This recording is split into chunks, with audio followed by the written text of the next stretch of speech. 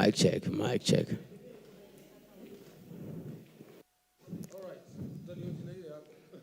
All right, ladies and gentlemen, thank you very much. Thank you very much for attending. And as we are just about to get started, so many people walks of life who will be joining us today, and it's all about empowering each and every one of us. I'm talking about financial literacy. We have to know about all these. I'm also talking about yeah, 1 2 1 2. Of course, we have Omwami. Omwami, how are you? Happy to see you. Yes. Si hata wewe umepiga pamba nduguze. This one umesema hii ni moja hatari pale Gikomba mbaya sana.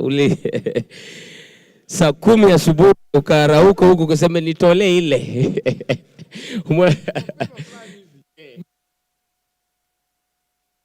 But you're looking good. You're looking, yeah. So welcome today. What are your expectations today? You know, we have financial literacy going on today, and it's going to be so much fun. What are your expectations? I really expect to meet a lot of guests, and also just to learn more about art and money. Yeah. You know, art and money go together. So my expectation is to learn more on how I can manage my finances in regards to my art. And what I do in the industry, yes. In your entire life, umewahi waste pesa? Hey, bro. Okay, yeah, like the impulse buying, you know, going to the supermarket. Check. Yeah, going to the supermarket, and then you shop for things that you had not planned for, or you don't need them, you know. And so when it comes to money, there's wants and needs, you know. So I think I've wasted money at some point, but sometimes knowingly or unknowingly. Ilikuwa ni pesa ngapi? Ile pesa mingi kabisa umeharibu kasema hii. Okay, siwezi count because visanga imekuwa mingi. Visanga ya pesa ni mingi. Siwezi count. But some good loss, you know. But in the process, you get to learn. Yes. You get to learn that you need to manage money, the little you have, to make it important for you, and also for the things that you need in life. So, the waste may waste, but at some point, you realize that in the process ya kupoteza,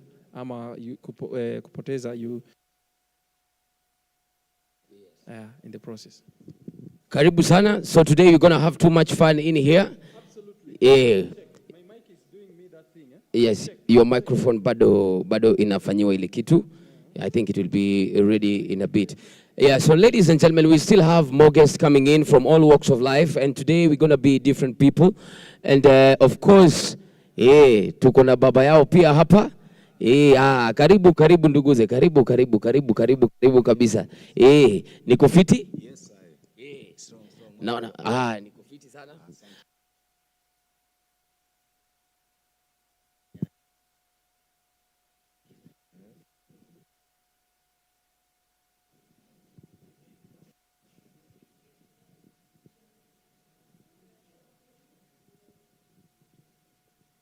1 2. All right. Carry on. Yes, all right. Yes. Bro? Kwanza inafaa tusalimiane, give thanks and blessings to the Most High. Rastafari and Bro. let's love. Yeah, man. So Mazunga, introduce to jina yako. Tell us what you're doing. Because today we have guests coming from all walks of life. So we need to know what you're doing. Why are you here? What are your expectations? You know. Yeah. Okay. My name is Barney Blackman. I'm a reggae artist all the way from Nakuru. Moleko is my ghetto. Wasiwangu Moleko, kijana wenyu hapa. Blessed love. That's what I do. Yeah, man. And today, what are your expectations today? What do you expect? Right. Today we are here for, financial literacy, in as much as we are Yeah. What do you expect from to gain from here when you leave? Expectation ya kwanza mazee ilikuwa ni kukutana na mtu kama kukudenja bana. Yeah, man. Mwami pale Nashukuru. na wengine wazito ambao wanakuja, hiyo ni kwa expectation ya kwanza. Expectation ya pili mazee na expect yani kula mingi sana kuhusu finances za wasanii, venye naweza manage finances zangu, venye naweza tumia do zangu poa kama msanii. Yes. Yeah, na mingi. Wewe umewahi pata pesa ngapi mingi sana ukasema hii ukaharibu vibaya sana ukasema leo ni kutesa? Za usanii ama? Za usanii of course. Kusema kweli usanii jaanza kuweka chakula mezani. Jaanza za usanii. Bado zitakam kwa wingi sana. Zitakam wingi sana. But in general, do you budget? Ukipatanga pesa tu hivi unasemanga, do you make a budget of what you want to do? Of course I make a budget. Nzuri sana budget size. You know? Yeah. Sasa unajua kuna tofauti ya kumake a budget na kufollow hiyo budget. Ukisema ati leo 100 bob wacha niweke kwa transport, wacha niweke 200 bob kwa chakula pale, do you follow your budget? Hii mazee inakuwa ni hard sometimes. Unapatanga yes umesema hii sondo nitatumia Ferrari, lakini unatoka pale unakuta mambo zingine zimetokea bana, unakuta umelipia bro fare.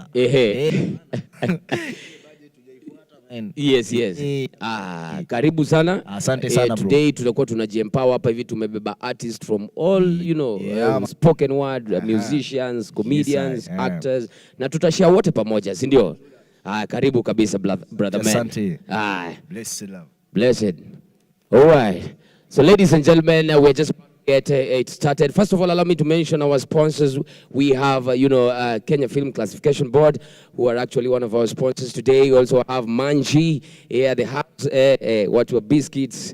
We also have, of course, Kericho Gold in the building, ladies and gentlemen. And we also have Boom Play also supporting us. And of course, this is courtesy of Daytona, Africa.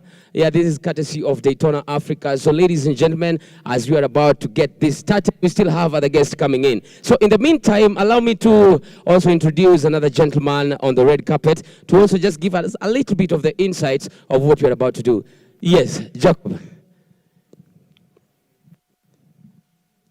How are you, bro? I'm fine. Nice to see you. Nice seeing you as well. Mmesema ni suti. Yeah. Part of the job. It's part of the job. Yes. Yeah, so today we are here for the financial literacy, and maybe perhaps you could just maybe shed a little bit of light before you actually get in there and people get to know what you're doing exactly. So maybe you just give a few insights here and there. Today's a great day, so we are holding the first financial literacy for the artists. And of course, you'll start with your name, maybe. Yes. My name is Jacob Maaga. Yeah. I'm a financial professional. So I've been in the finance industry for over 20 years. So it's been quite some time, yeah? Yes. The key thing that we want to explore today, and it's a start of an ongoing discussion. Yeah. So this is not a one-off event. It's a regular event that we'll be holding all the time. Yeah. So today we're going to explore things to do with money. What makes us do the things that we do. Yeah.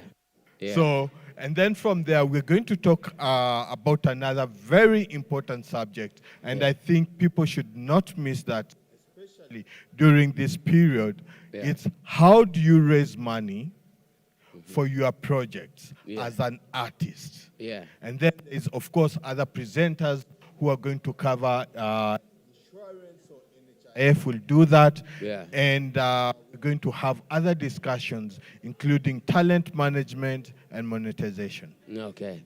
Thank you very much. Thank you very much. We seem to be going to have a lot of wisdom nuggets today. Yeah? So if you're here, you're going to be getting a lot of it. So now, according to your experience in the field, definitely in terms of finance, you've been you've been going through this. You've been doing. It's your field. It's your area. Do you feel that we people who are not in that field, we are not doing enough in terms of finance? Do you feel that we are doing better, we as artists, in terms of, according to you, without any other knowledge? What do you think? I think generally, at this time, what you see in the media mainly is artists who have been affected much. Yes. But it's not only affect the entire financial distressed in this period, it's not just affecting artists. Yeah. It's affecting lawyers. It's affecting it's affecting everyone Yeah. in the entire economy, right? Yeah. And we have to realize the artists are just a reflections of the community that we are. Yes. So it's not just artists. Yeah. But what we want to do, and the key reason that we want artists to come on board, Yeah. is for us to give them the knowledge. And because you are a personality, when you speak to people, Yeah. you can speak to more people and you meet a lot of people. So you can start having those discussions. Yeah. And for the artist, it's not all of them who've been, I mean, there are guys who've lost money, a lot of money. Many and people. it's exactly. Yeah. So what do you do to safeguard your funds and to know that 10, 20 years from now you're going to retire? Okay, valid point. Ladies and gentlemen, that is Jacob. More we will be getting as we invite him on the podium. Yeah, so for now, we are just, getting just the tiny bits of what we are going to cover today. So in the meantime, don't you go anywhere. Thank you very much, Jacob. Thank you. Pleasure meeting Pleasure. you. All right. And of course, as we continue, a major shout out to some of our sponsors. I'm talking about Kericho Gold. I'm talking about Boomplay. I'm talking about House of Manji, KFCB. And of course, we have another gentleman, ladies and gentlemen. We have another gentleman joining us on the red carpet who will also just tell us what are some of his expectations. What's Likulete? Yes.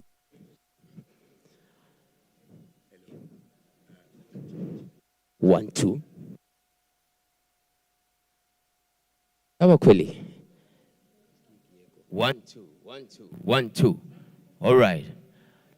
You're good to go. Yes.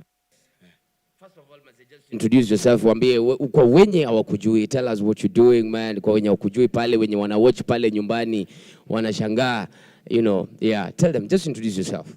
Well, my name is Al Wanjao. I am and Mnoma sana, ongeza mnoma. hapo kwa mnoma sijajua bado, but I'm a footballer. Wengi watashangaa na watacheka, lakini nasakata hiyo game, si mchezo. Yeah. Umesema wewe unacheza ball mbaya. Yes. Well, Bilal is one of my favorite actors, ladies and gentlemen, and today we are here for the financial literacy, man. What are some of your expectations from here?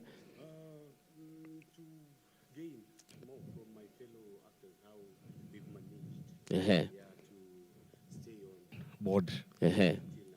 Okay, now that we're talking about finance today, most we're talking about finance. Where personally, do you budget? Now una following your budget? Yeah, I do budget. But at times unajua si panga yetu and God also anapanga yake. Yes.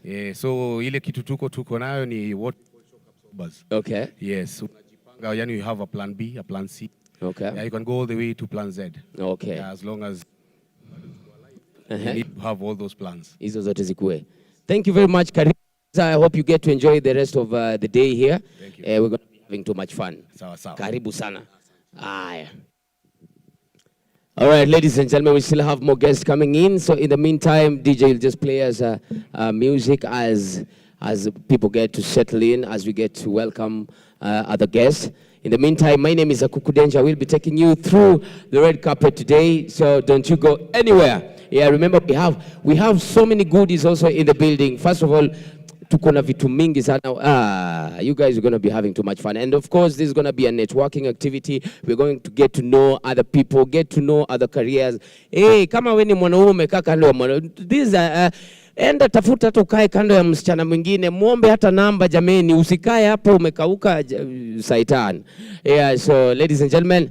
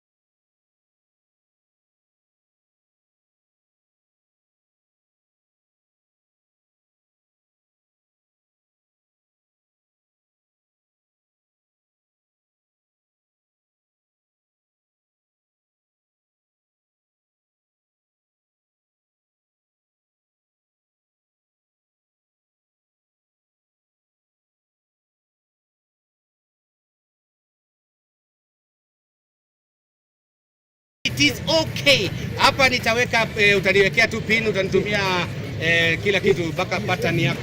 Basi. Naona masaa ya lunch pia imefika. Mazee bana. Kwani basi tuenje peke yake.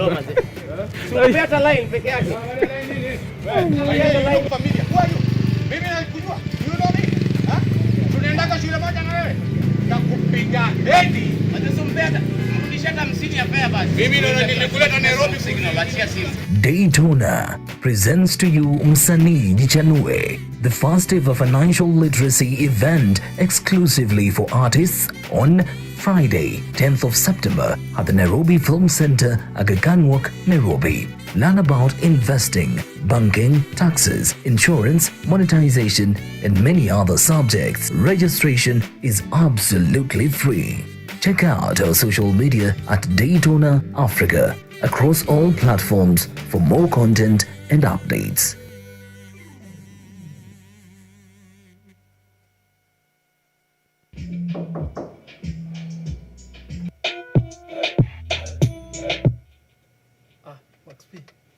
Hali vipi?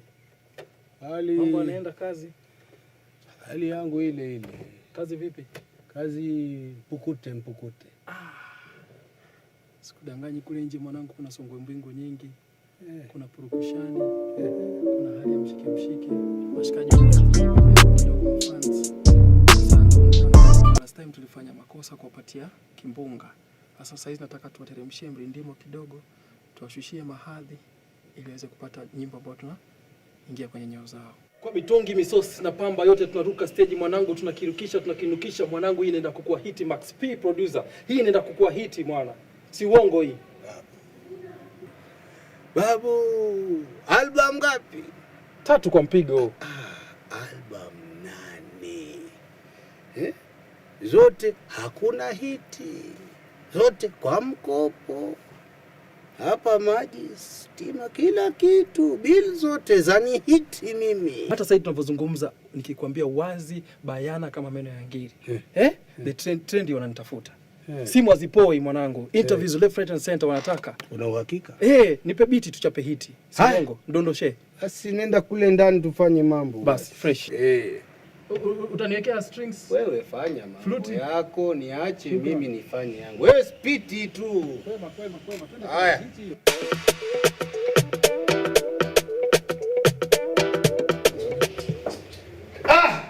Chalo! Mbona hizo? The new Msanii Wasafi, King of Genge. Right, King of Genge. Nimekuwa pita zangu tu nikasema kuangalia mchizi wangu hapa TBT na nikumbusha mbali sana. Kasema kuna mchizi wangu anakuanga huko mwenye imani finyu, kiduchu. Yule alikuwa ananiambia siji album 8, asija utoe hiti, album 6 utoe hiti. Mwanangu, sasa nikasema acha nipite hapa ndio mchizi wangu huyu. Long time alikuwa na mashida nyingi. Siji maji, siji stima, siji studio haina rangi, siji speakers nyaya zimekatika. Siji kodi.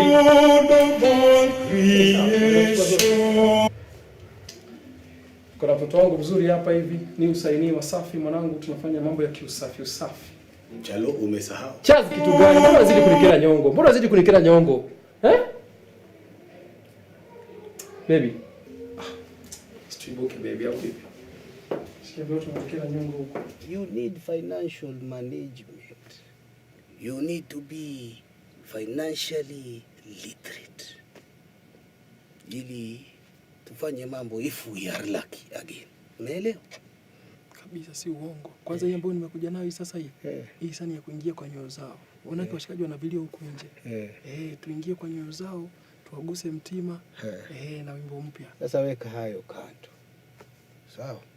Nataka tukubaliane ya kwamba utashughulikia yote niliyokuambia. Si uongo bila shaka. Sasa si uongo. Kiatilia maana? Maanani. Na biti mpya Kweli Nataka uisikize. Kweli. Kabla hujafikiria yako, sikiza yangu. Sio issue mwanangu, siku zote mimi nakuja. Nina experience ya miaka ngapi? Takriban 15. Sijaitwa Max P bure. Kiondoa 5 za msuko. Kwa sawa.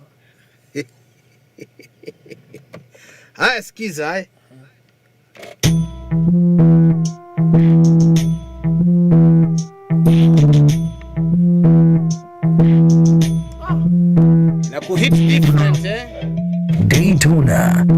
presents to you Msanii Jichanue, the first ever financial literacy event exclusively for artists on Friday, 10th of September at the Nairobi Film Center, Aga Khan Walk, Nairobi. Learn about investing, banking, taxes, insurance, monetary.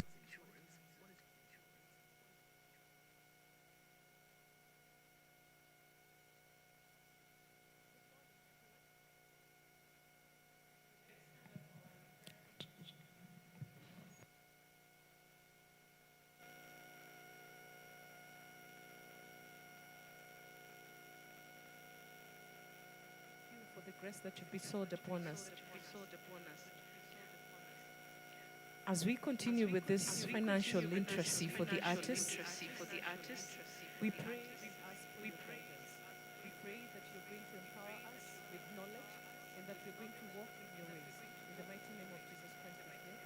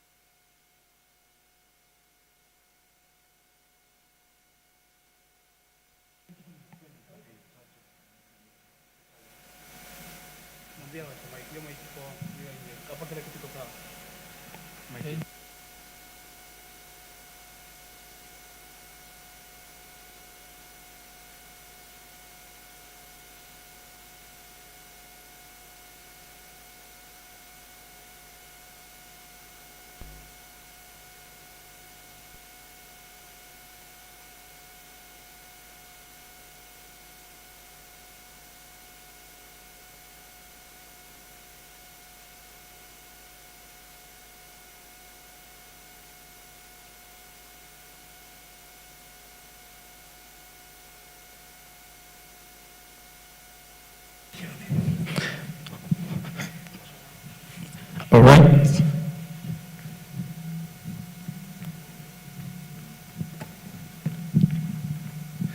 Hello everyone. Hello. Mko salama? Mko poa? Kaa uko poa?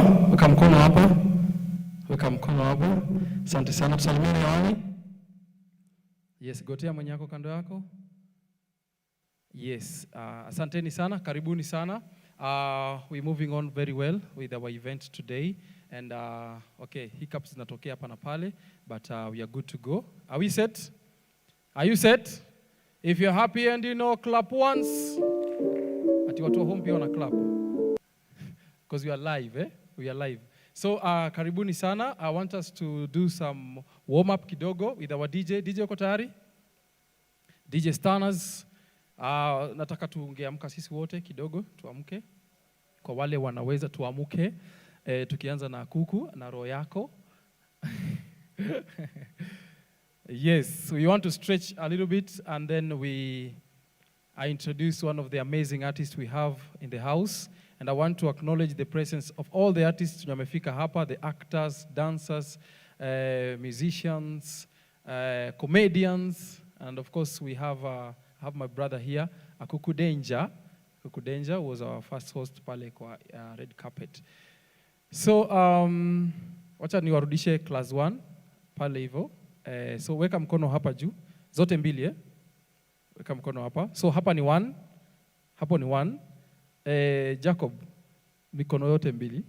Mimi nimeshika mic. Hapo sawa, hapo ni 1. Tuko sawa? Hapa ni 2. Yes, so space up, space up, space up. Thank you. Hapo ni 2. Tuko sawa? Hapa mbele ni 3. Na hapa ni 4. So a quick one. 1, 2, 3, and 4, right? So do what I say, but don't do what I do. Tuko sawa? Do what I say, but don't do what I do. Haya, twende. 4, 4, 4, 4, 4, 3, 3, 3, 3, 3, 3, 3, 2, 2, 2, 2, 2, 1, 1, 1, 1, 1. 1, tuko 1. Bilal, 1. 4. Give me 4, give me 4. Kuja hapa. Lazima ufanye praise hapo wewe. Kuja hapa. Anyway, thank you very much. DJ, uko tayari? Aya, twende nayo.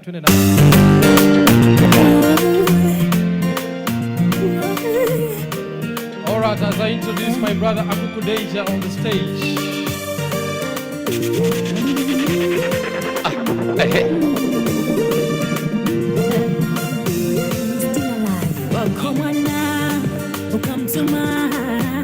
Umesema watu tuweke hapa. So, you know, DJ shikilia kwanza. DJ shikilia kidogo. All right. DJ Stanners, shikilia kidogo. Shikilia. Ikikataa unafinya hapo kwa delete. All right. This is a small warm up exercise. You do what I say, don't do what I do. Tuko sambamba? All right. Akuku before ukue comedian, ulikuwa dancer. Mbaya sana. So you need some moves hapa hivi.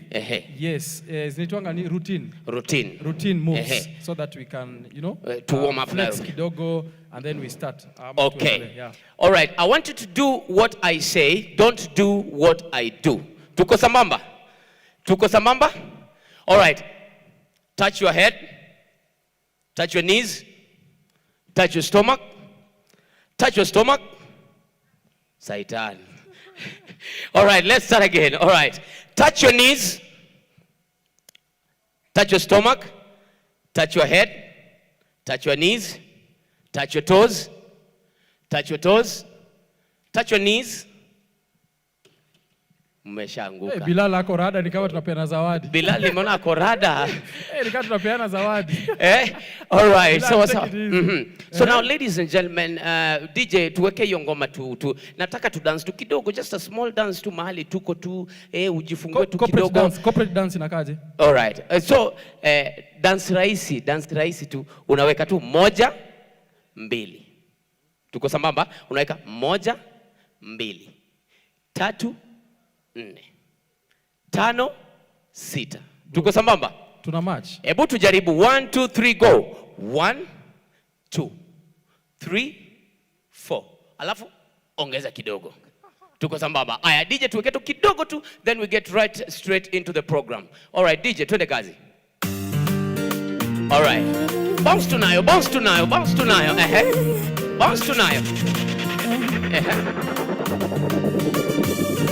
tunayo kidogo tu. Bounce tunayo. All right. Umami uko ready? Aya, twende. 1 2 3 4 5 6. Tumeipata kweli? Aya, twende again. 1 2 3 4 5 6 7. Ni rahisi, unahesabu tu. Aya, twende. 1 2 3 4 5 6. Thank you very much, DJ. Thank you very much. We can all have our seats. All right, ladies and gentlemen. We want to have our first entertainment, and this guy is amazing, vocally stable, lyrically fit, and he's coming here to entertain us with his first act. Ladies and gentlemen, bila kupoteza wakati, naomba nimkaribishe kwa shangwe, vifijo na nderemo na hanjam na mbwembwe zote. So nikisema hizo vitu zote tunampigia makofi, nikichocha tunaendelea mpaka afike hapa. Ladies and gentlemen, introducing this guy, amazing, all the way from Nakuru and now in Nairobi. Ladies and gentlemen, put your hands together for the black man, right? Boom! Greetings, kila mtu. Greetings in the name of the Most High, Holy Emmanuel Christ, our Lord and Savior, King of Kings and Lord of Lords. Him alone guide and protect I and I through the good times and the bad. Never leave I, my God, never neglect I, always there by my side to guide and protect I. Blessed love. Auta Nakuru ghetto, Auta Moleko. My name is Barney Blackman, and I sing it up. Yes, I. Ha! Hey! Ha!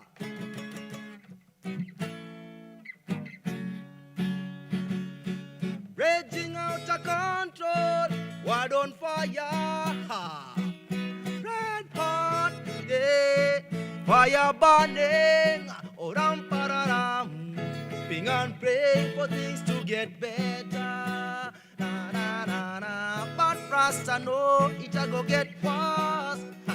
It's so much worse. Signs of the time is getting clearer every day, and this majesty is getting nearer every day.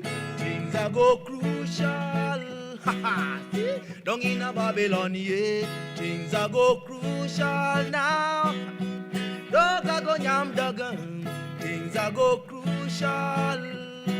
Woo! Down in a Babylon, yeah, things are go crucial now. Oh, na,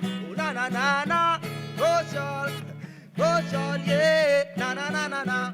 Oh, ram, pararam, crucial, yeah. Oh, na. See?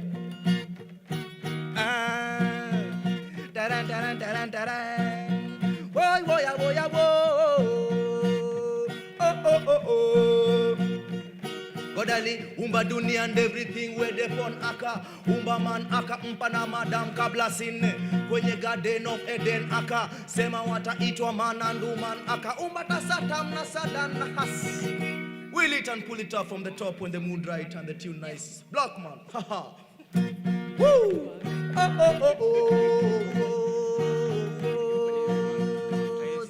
Godali, umba dunia and everything where they pon aka. Umba man aka mpana madam kabla sine. Kwenye garden of Eden aka. Sema wataitwa man and woman aka. Umba ta satan na sadam na Hassan aka. Tupa freedom ya ku take position, ku make decision, ku choose religion. Wakristo wa Islam, Wahindi mabegan. Kuna watu ni uliza mina pita njia gani, na kuna watu ni juanga mina kwanga Rastaman. To be a Rastaman, it is not religion. What is it? It is a divine conception. Me vegetarian, sipendi kula nyama. In my nutrition, I respect my shasana. Me born Babylon and they think them perform me. No hail pop, John Rasta, them on the throne. I press on, I never get down. I say strong, I never get down. Ha ha. Woo. Ha. Oh, I've been watching you, watching me. Oh, try to get me in your misery. Oh, see, someone spreading rumors of me. I wonder who could it be? Someone got their eyes on me, saying things that they never seen. But stop scandalizing my name for what I know nothing about. Why is it they want to be blamed? They want me going out and they want me coming in. It must be an informer. It must be a backbiter. It must be a vampire who want me to suffer under the pressure. It must be an informer. It must be a backbiter. It must be a vampire, but I'm burning hot like a fire. I got no secret for no one to keep, so you can say what you wanna say. You never see me playing hide and seek. I'm trying to live in a positive way. Can't you see that I'm innocent, but you're trying to hold I guilty?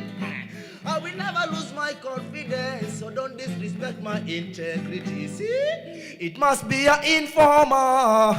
It must be a, yeah man. Blessed love, blessed love, blessed love. Woo! Ah, ah, ah, ah, ah. Oh, oh, oh, oh, oh, oh, oh. Now, what that? Give thanks for life. The greatest gift from the Most High, up above. Black man, one more time from the top.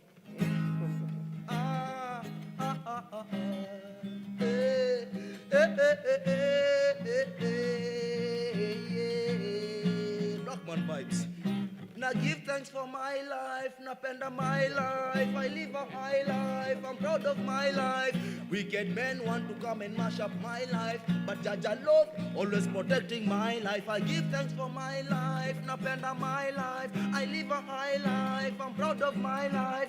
Wicked men want to come and mash up my life, but Jaja love, always protecting my life. Hey, it's my life. Oh, napenda my life. Hey, hey, hey, hey. Black man vibes, see? Niko na one life to live, one love to give. I don't wanna be alone, so nataka one wife to feed. Nikupende, nikulinde, girl, you won't have to leave. Cause a good life you live and the love you receive. And every day, yeah, yeah, yeah, yeah, to the Most High I pray, yeah, yeah, yeah, yeah. Jah guide my way, yeah, yeah, yeah, yeah. I don't wanna go astray, yeah, yeah, yeah. Now give thanks for my life, napenda my life. I live a high life, I'm proud of my life. Wicked men want to come and mash up my life, but Jaja love, always protecting my life. I give thanks for my life, napenda my life. I live a high life, I'm proud of my life. Wicked men want to come and mash up my life, but Jaja love, always protecting my life. Eh, eh, eh, eh, eh, eh, it's my life. Oh, oh, oh, oh, oh, oh, it's my life. Eh, eh, eh, napenda my life. Ha Yeah. Yeah, man. All right. Anapenda his life. Do you love your life? Yes, I am. Amazing. Asanteni sana Nairobi. Asanteni sana Kenya. Asante sana. Yeah, man. Asante sana. One more time. Stanners. Amazing. So, ladies and gentlemen, introducing this amazing lady. She started as an actress, and now she's a filmmaker. She is well distinguished in her area of expertise. And now, ladies and gentlemen, introducing Pauline. Hello, our moderator everyone. for the day. Habari zenu. Sasa Bilala. Nakuona. Thank you very much for coming to Msanii Jichanue. I love Jichanue. Mushaona mtu akichanuliwa nywele? Kuna vile wewe usikie uchungu, si ndio? Lakini ukiangalia kwa mira pia kuna vile unaka smart. So we are here kuchanuliwa. I want to come to you with a couple of house rules, very simple ones. But first, I forgot to ask, 2020 na 2021, nani ameumia mbaya? Nani ameumia mbaya? No, tumeumia, si ndio? Today, I think today in the paper there is economic crunch, the shrinking of the economy, and the fact that people are about to lose jobs again. So when that happens, artists are the first to feel the crunch.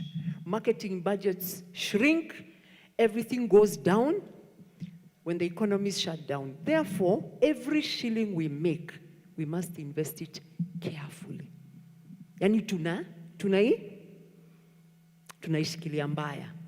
2, if you're like me, has it concerned you that there are people who made a lot of money and then they come and tell you ilipotea?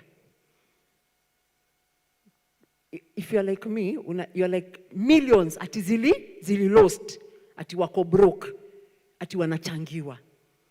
I think let's give it up to Daytona. Please give them a hand clap. Thank you, Daytona. We need financial literacy. Enyewe mimi nilijiambia, I don't want to just be famous. Fame huenda na fortune. Ama namna gani, my friends? Hakuna kitu mbaya kama kuwa famous na una do.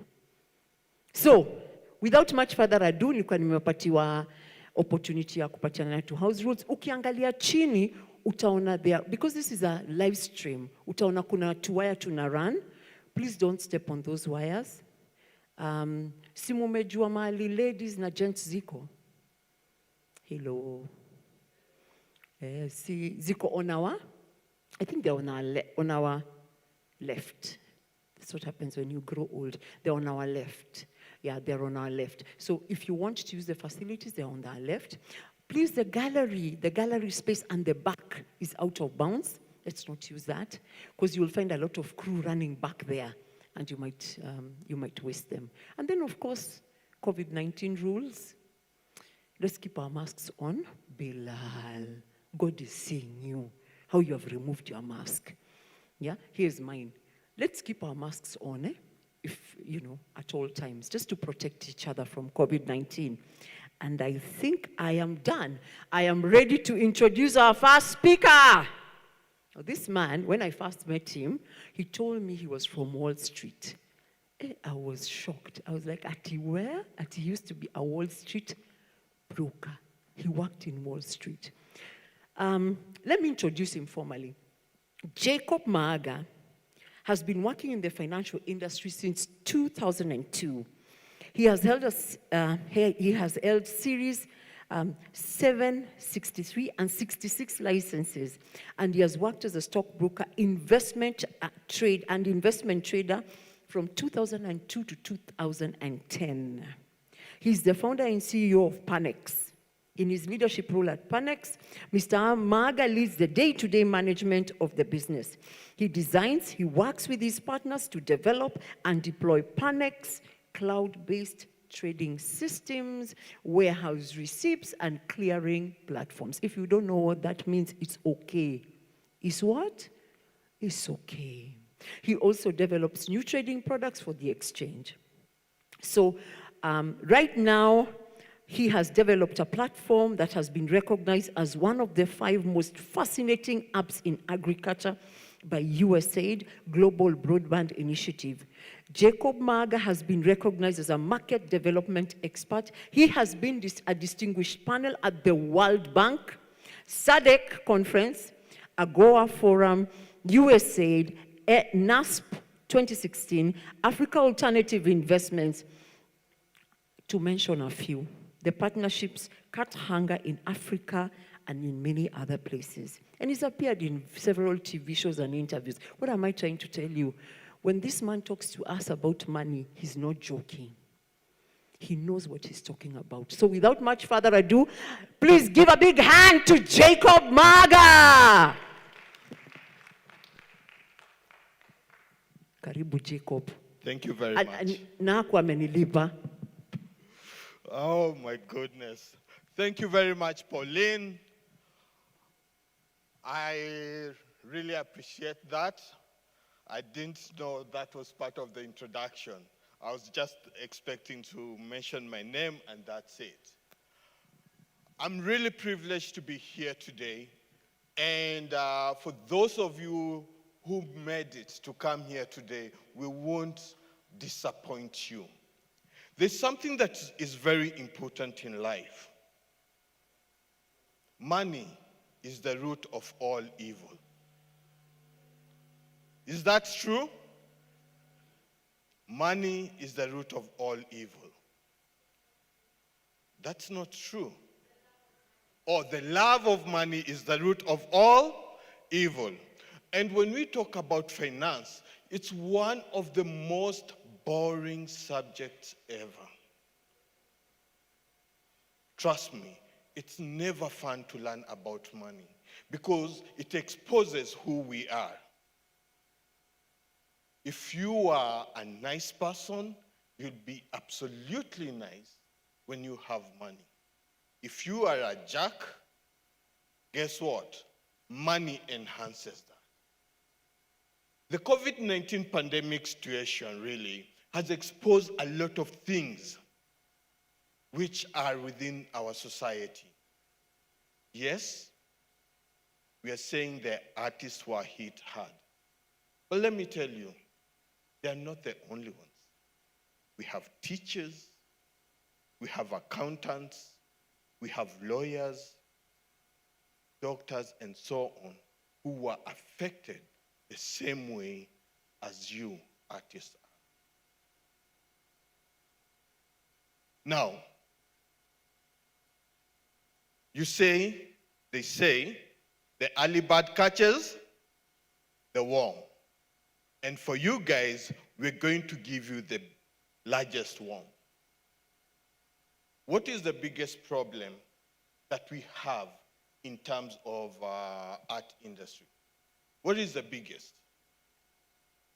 Just randomly, what is your biggest problem? What? Money? Something else? I can't hear you. Cash flow? Saving? Marketing? Budgeting? What else? Monetization. So all those subjects, we're going to cover them today, some of them, right? But we're not going to go in depth. This is the first of the many series that are going to happen, right? So we're going to be building on every single step. But today what I want us to talk about is how actually to establish yourself and raise money. Raise money as a person, as a business. Recently, the Capital Market Authority here in Kenya, they came out with some draft rules for crowdfunding. I know most of you have heard about crowdfunding, right? So crowdfunding is the act whereby I raise money, small amounts of money from different people. It can be I sell them my shares, or I do raise money, or they give me as donations, right? When you sell shares, basically you are selling a part of your organization to them, right? When someone donates to you, anakupea harambe, sindio? Harambes were banned a while back in Kenya, right? Or are they still there? They're still there, but it was something that was discouraged because of its use. Now, for people in the entertainment industry, how do you raise money to invest in your craft?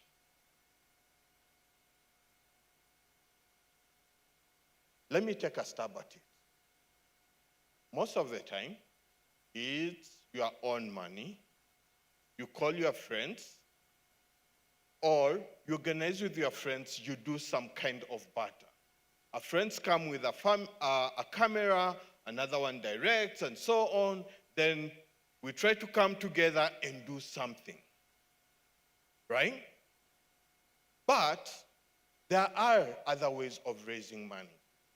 And those are what we call structured methods. And in structured methods, it's very important and it's relatively easy. The only thing that you have to do, you have to follow very specific rules and then fulfill certain requirements by investors. Because when you are looking for money from someone or from an organization, when you go to the bank, what do they ask you? They ask collateral, they'll ask you for a business plan, they'll ask you for other, maybe assets that you own, a guarantor and so on, right? Now, when you are looking to raise, most of you have projects that are pending, right? When COVID ends, or not, well, let me not say, When the government opens up and says you can do your craft, how are you going to do your first project? Maybe a movie costing maybe 10 million shillings. How are you going to do that? Right now, there's a very bad, people out there think that artists cannot manage money. That is why they are in this predicament. Really?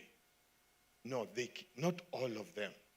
Some of them, just like we have lawyers who can't, doctors, and so on, right? So it's not everyone. So to raise money, you need to come up with something that we call a prospectus. Yeah? And what is a prospectus? Basically, it's a fancy name of saying a business plan. Yeah? Let's say me and Akuku. Akuku, what will you like to do in 2 months once the government opens up? And hopefully this by the end of this year. You want to put up a comedy show. How many people? 300 for a start. How much will it cost you? Not anything less than 100K, okay? Now, how are you going to raise your money?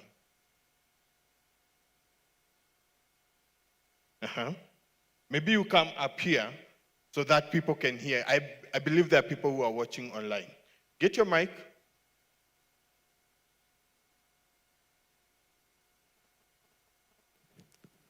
Yes. Organizing an event is not a one-man thing. It's usually very hard. And for me, I think some of the places where I'll get finance is maybe from the people who are around me, my very close friends. That is one. And number two, I'll also use some of the capital that I've always saved from this art.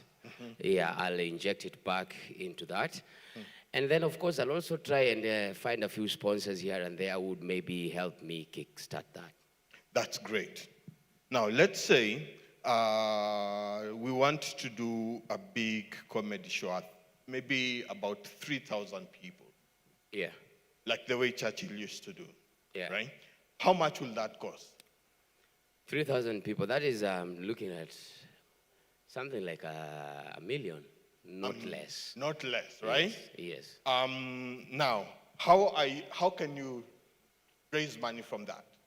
I'll raise money to organize it. Of course, I'll still use the same channels. But again, this time, I'll also be looking at more sponsors and a larger network. That's how it's going to be. Exactly. Yeah. Now, all your answers are not wrong, right? Yeah. But there are other easier ways of also raising money. A lot of people come to the events, right? Yeah. Why do they come? They come there to be entertained and so on.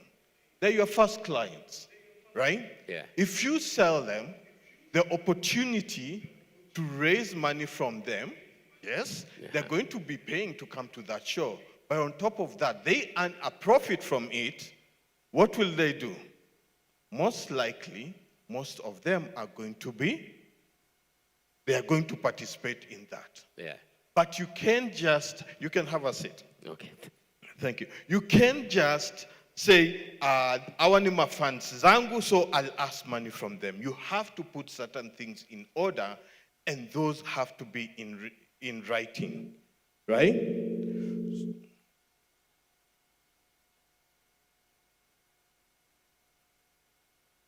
So the first thing, as I say, that you need to do is to prepare a prospectus. This is refusing to sign in. Is to prepare a prospectus. What does a prospectus entail? It's basically your business plan, right? So your business plan will say, I want to do a big show, I want to do a movie, or I want to do a music video, and it's going to cost me 10 million shillings. I want to raise this money. I have maybe 1 million shillings somewhere that I have saved, and I want to raise 9 million, right? So when you do that, you are going to sell some of the ownership. What does that force you to do? it forces you to be accountable to other people. And what do other people want? They want certain written agreement. And that is where the prospectus comes in and other agreement. So you are going to write exactly what you want to do. Yeah? The name of the event, where you are going to hold it at, and who is your expected audience. Right? Once you have that, you have your mark, you have your event, and you have your audience. Okay? So the other thing that you have to include in that is comparisons. Have there been any other events that have been held of similar size, of similar kind? Have you personally held such events as well? Let's take, for instance, you want to hold a comedy show, or you want to produce a film, and it's going to cost you 10 million. If you've produced 5 other films versus a person who this is their first time, who do you think will get money first? The person who has produced several other movies. Why? Because they have been through that and they have certain level of experience. It works that way. And investors, when you go to people, when you ask them for money, it's not that they don't want to give you money. They are looking at their risk and they want to manage that. Right? So for you to have your personal experience is more important to them than everything else that you write. Yeah? Then we talked about, I mentioned about the market. You have to be very clear who you are targeting. Who is your customer?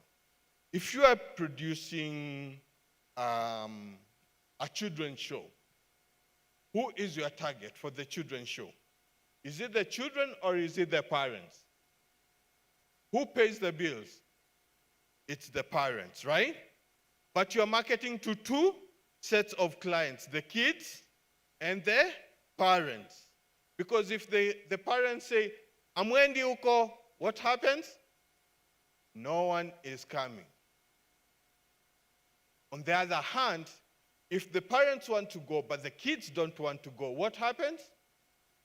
It won't happen. So you have to have a very well-defined marketing strategy.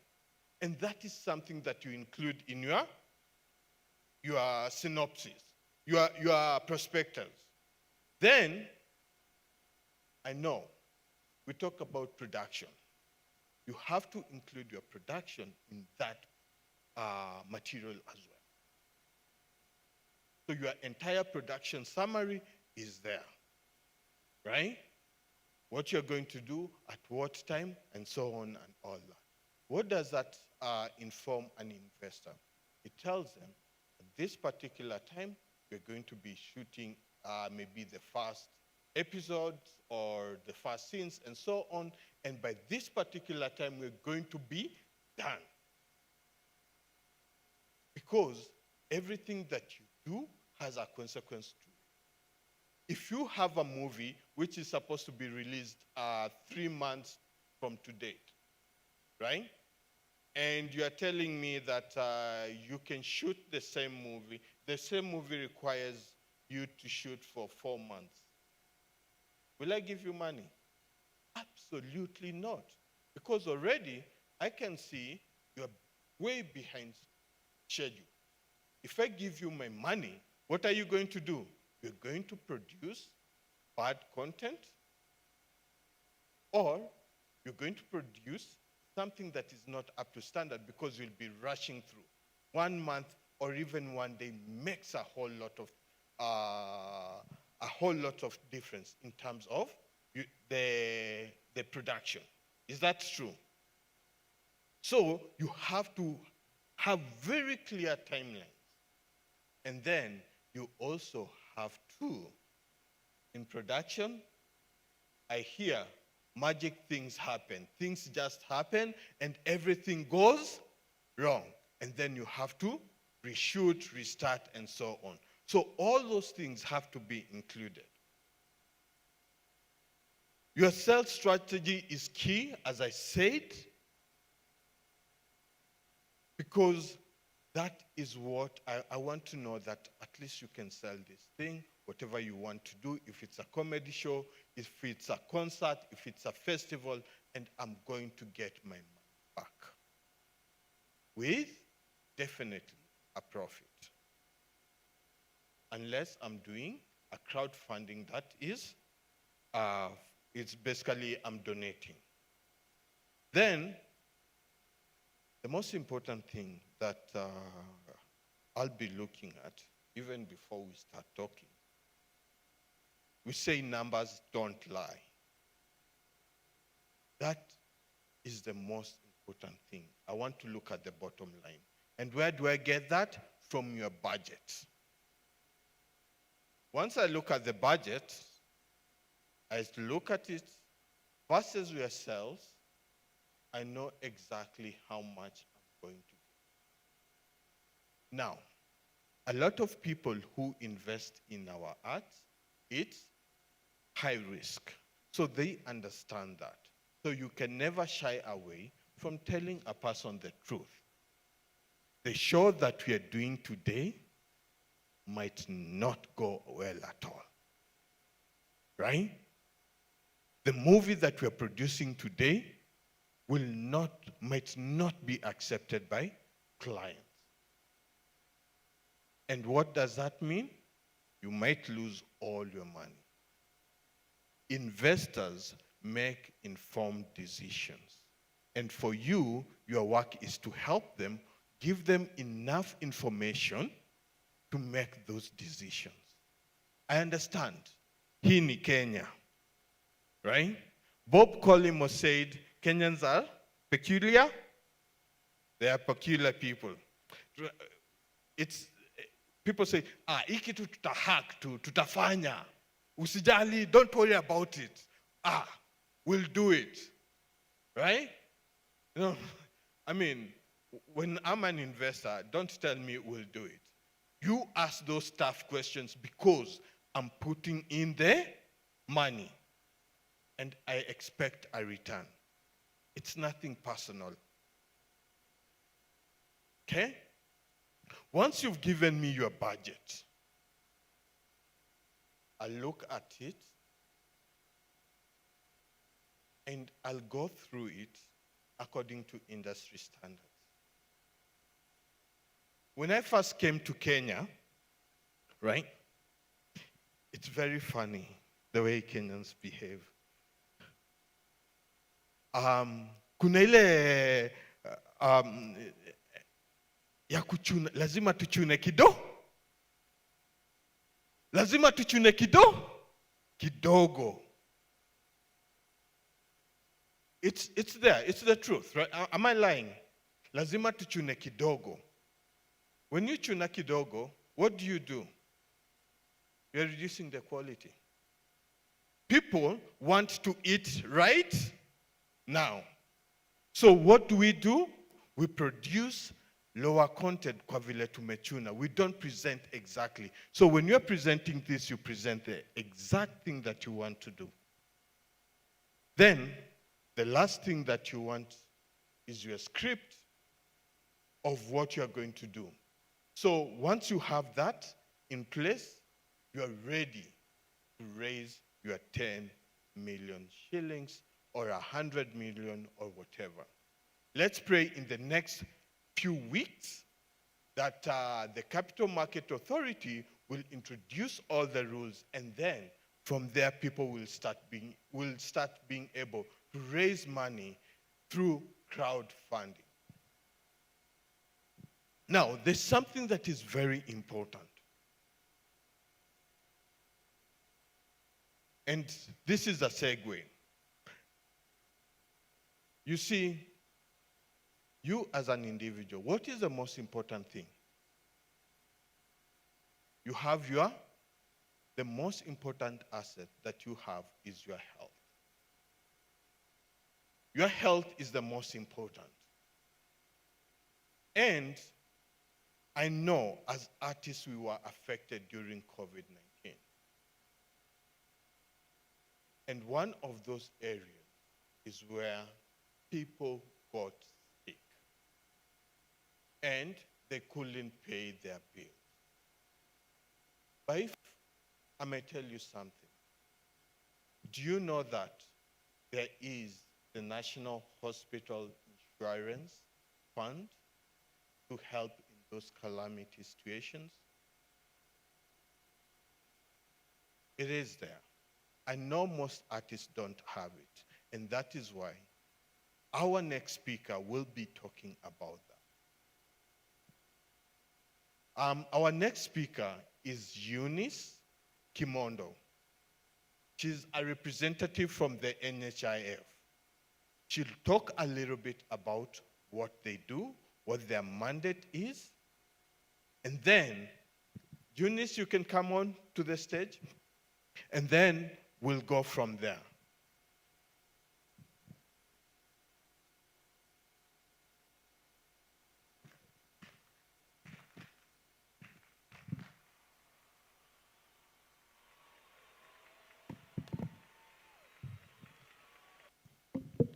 Thank you, Jacob. I need a tablet. Gava, bado tuko nyuma kidogo. Forgive my big, clumsy laptop. Thank you so much for inviting us. There's something that you've said that I want to emphasize on. And this is the only thing that's keeping you away from poverty is because you're healthy. One bill and you're back to, I don't know, square zero. So it's very important for artists to invest during, I know you have peaks and off peaks. During your peak season, invest in yourself, invest in your health. I know most of you have heard about NHIF in one way or another. I will very briefly touch on it, then I'm going to leave the rest of the time for your questions. If you have private questions, we'll still hang around. I'm here with my colleague Sydney. Sydney, I saw you somewhere. I'm also here with Eric. We'll answer any questions that you have. You can see us. But I encourage you to ask questions openly, because in that way you help the other person who may have had that question or may not have seen that point of view. Yeah?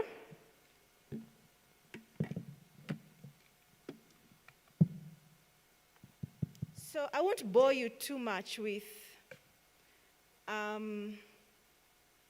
these corporate things about visions and missions and all those things. But briefly, we are a state corporation. We are GAVA. We are not funded by the Exchequer. No, we are not. But we are regulated by the Ministry of Health. And that is what makes us government. And we aim to give you guys as many benefits as possible. I want to rush through the benefit package. If you can go to the next slide. Our benefit package is wide, really big. I want to tell you the benefits first before I tell you how much you need to pay to access all these things. I'll start with the most basic one, which is outpatient. Outpatient is working in and out of a facility or a hospital.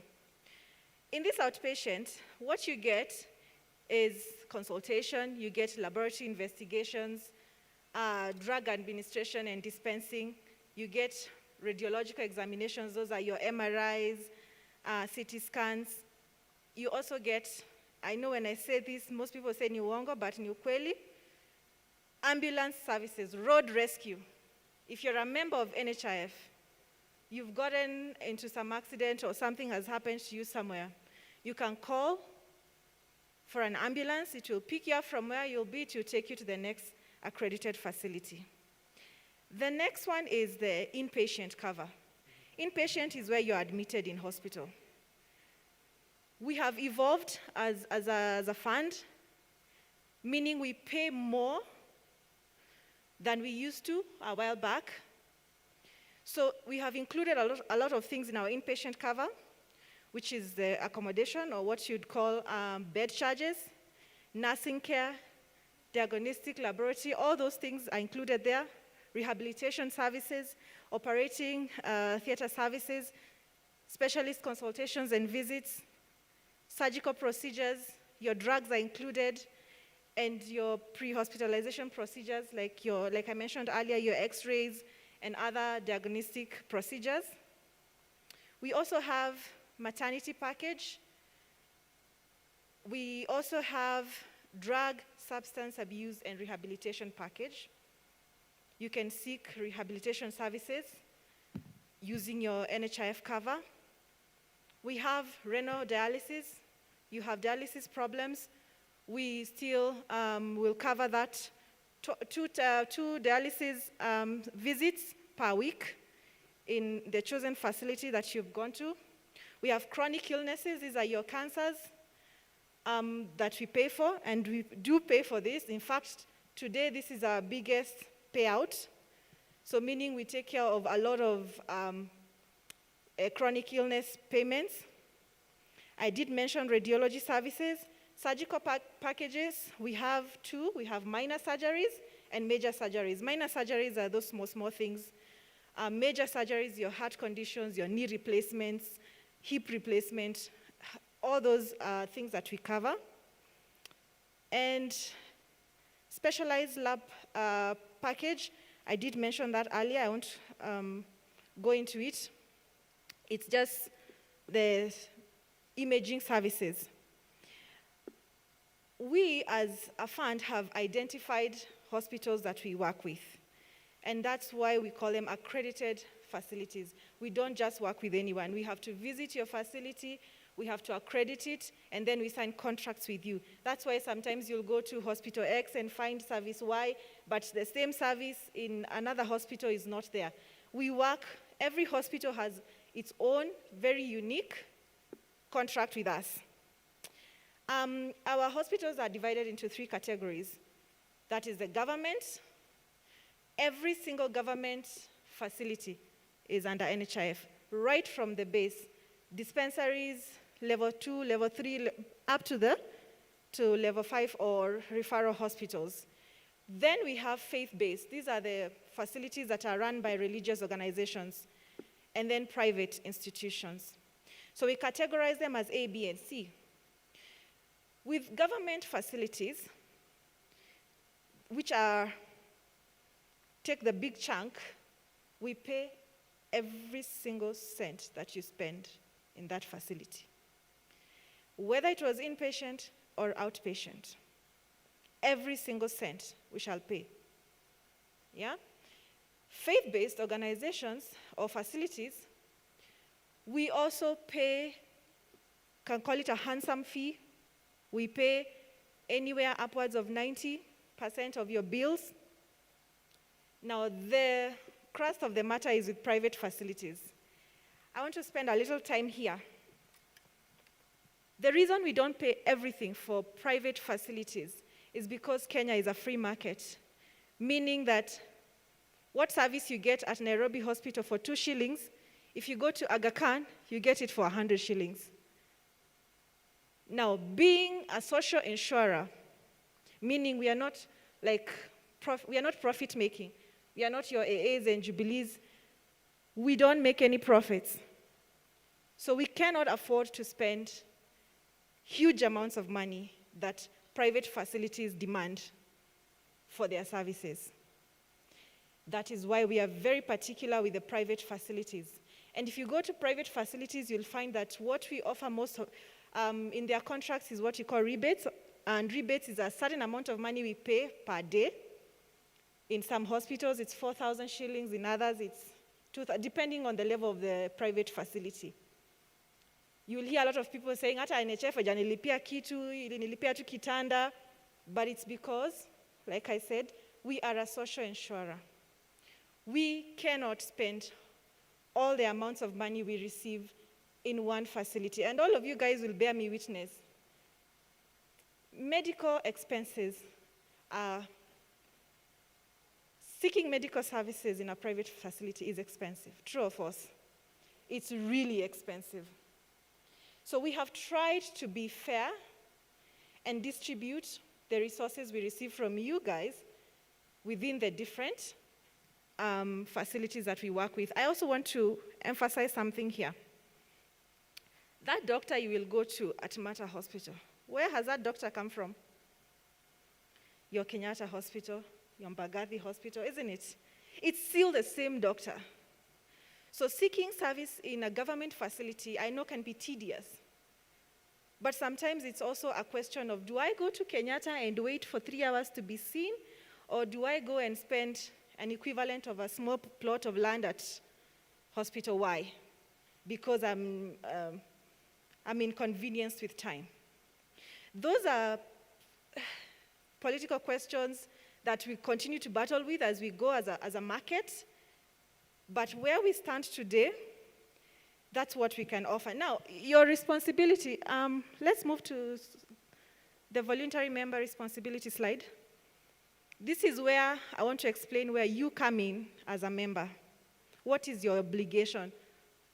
For you to access all those things that I have mentioned, what do you need to do? You need to be a member. How will you be a member? You can fill out a form from our website, a registration form. These days we have super digital. You don't need to come to any of our physical facilities. You can register yourself using your phone. If you have a pen and paper, write this down, *155#. Register yourself there. If you're already a member, you can also use *155# for very many services that you don't need to come to the office for. You need several documents for you to be a member. Your national ID. If you're married, you need either a marriage certificate or an affidavit. If you're already a member and you have not included your people in your card, you need to provide that for your spouse. If you are doing it for the first time, not necessarily. Then for your children, we need, if they are from the ages of 0 to 6 months, their birth notification. If they are older than that, we need their birth certificate. We cover one wife, one husband. One. Your children, hatutaki kujua ametoka wapi, bora the birth certificate reads you. We cover all your children. Spouse, mmoja tu. For you to change your spouse, again, 2 documents. Either you bring me a death certificate, or you bring me an affidavit saying, huyu hatujuani tena, huyu ndio tunajuana. We don't change children. Once you have put your children in your card, huyu hatatoka hapo. So make sure ni mtoto wako umeweka hapo. Then of course you submit these things, and then you're duly registered. Now, let's go back to the outpatient cover. For you to access outpatient cover, you need to choose one hospital that you will be going to. Remember, the idea of outpatient is, it's like first aid. It's the first point of contact, right? So we encourage you to choose a facility that is near you. If you go back to my *155#, you will find a listed number of facilities. We have categorized them in counties, I think. So you will find a facility that is near you. Pick that one. Because most of the time, the first place you want to run to so that you can get the first diagnosis or prognosis. Then every time there is a new dependent, declare them. And I mean a child, declare them. Today, we are not issuing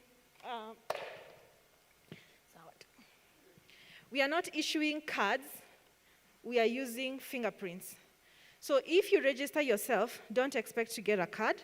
You can go to the nearest service point. We are in all Huduma centers, each and every one of them. And then NHIF offices are everywhere.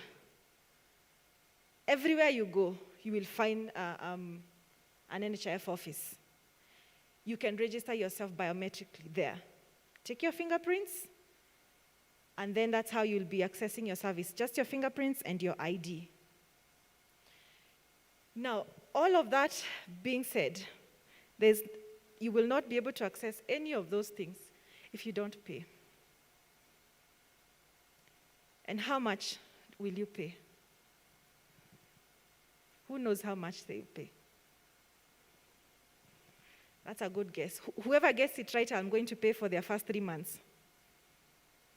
Sorry? 1,500 and you? You're sticking with your 600. Who else? 1,200. Who else? Sorry? Okay. I'll go with him. I didn't ask for per what. I said, how much do you pay for NHIF? He got it right. You only pay 500 shillings. Only. I mean, you artists, 1 gig pays how much? Even the lowest gig that you do.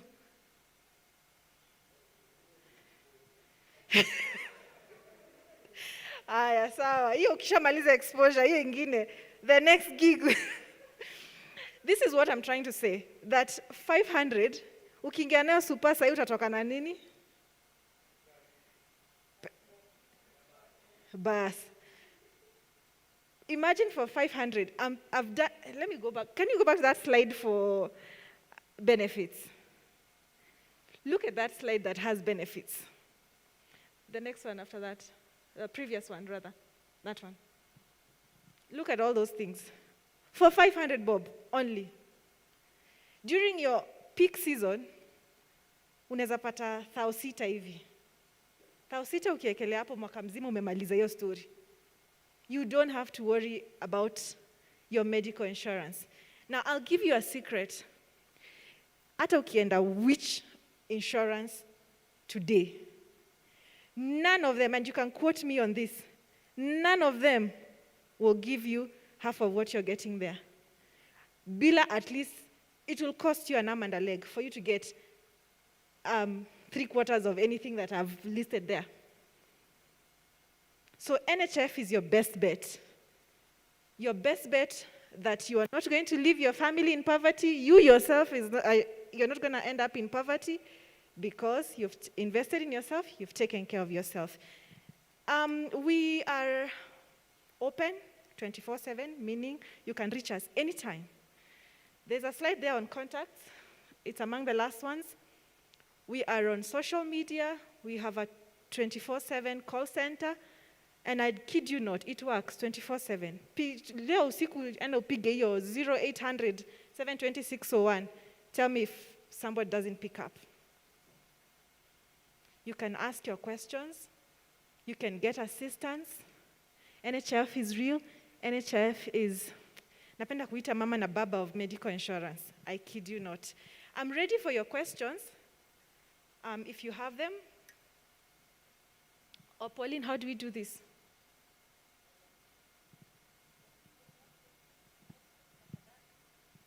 Unione kando.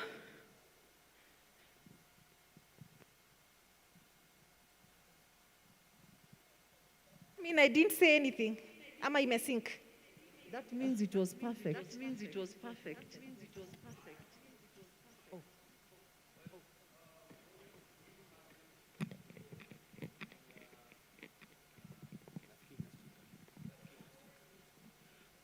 Apparently, I'm supposed to come there. Okay, thank you. I'm asking, what if?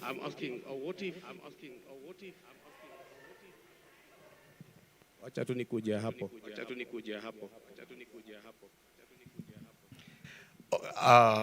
Wow. So I was asking, what if you were a member, you had registered earlier, because it was a requirement by, like for example, me, it was a requirement for me to be contracted, I had to get the NHIF membership. So they paid for me until when they canceled the contract. And since then, because of one issue or another, COVID and all that, it was impossible to continue.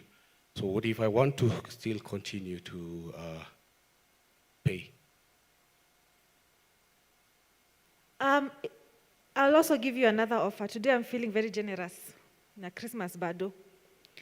If you have been a member before and you haven't paid for the last 12 months, kuja unione kando. I will write off that debt today. 12 months is my offer. Sawa. If it is less than 12 months, that means ujalipa miezi mbili, miezi saba, I'll penalize you. I'll penalize you 250 shillings for every late month. That is not inclusive of the premium you were supposed to pay, which is 500. So in total, you're going to pay me 750 for every late month. Sawa. But if you have lapsed for 12 months and above, today, before I leave here, I will write off your debt. That is special offer to the artists.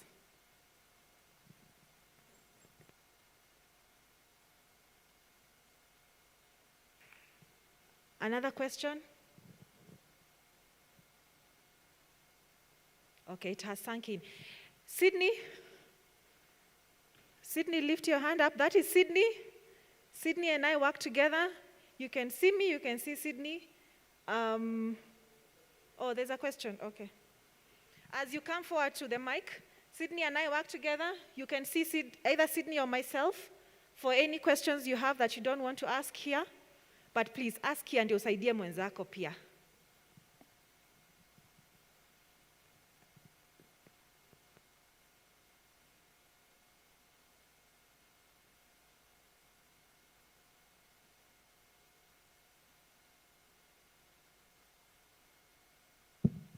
Hi, I have a sister who has a condition, so we usually go to Kenyatta to visit a specialist. So anytime we go there, she has a NHIF card, but we are told that she cannot choose that. I just need to know why. Thank you for your question. It has reminded me something I also didn't say here, that with NHIF, unlike any other insurance you find out there, we don't discriminate. We don't have prior conditions that you umekuwa na ugonjwa sijui gani before we don't do that. We don't discriminate on basis of whatever, age, prior conditions, sex, whatever it is. You can be 100, you can be 2 years old. You can have multiple diseases before you join us, or we will not discriminate. To your question, that sounds like an outpatient service. Because of how, again, we are structured, because of how the facilities are structured, not NHIF. Kenyatta Hospital is a referral hospital. Sisi watu tunajua hivyo. Hapo ndio mashida zote zile zimeshinda wengine wote zinaendanga. Being a referral hospital, it is not under the facilities that offer outpatient. Because ikiweka hapo outpatient, kila mtu ataanza kukimbia Kenyatta. So probably that is the reason why your sister doesn't use the NHIF card. But if she went there and she was admitted, NHIF would pay. Kenyatta is divided into two. There's Kenyatta Public and there's a private Kenyatta. Si tunajua hivyo? If you go to the private Kenyatta, hiyo ni kama umeingia Aga Khan, it won't be the same. If you use the public side of Kenyatta Hospital, I guarantee you I'll pay for every single cent you use there.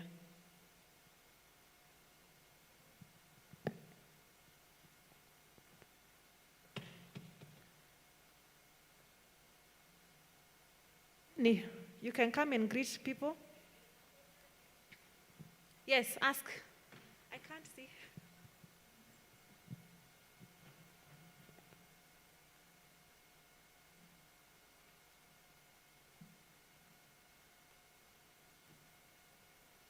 As you prepare to ask your question, Sydney is the guru behind our social media.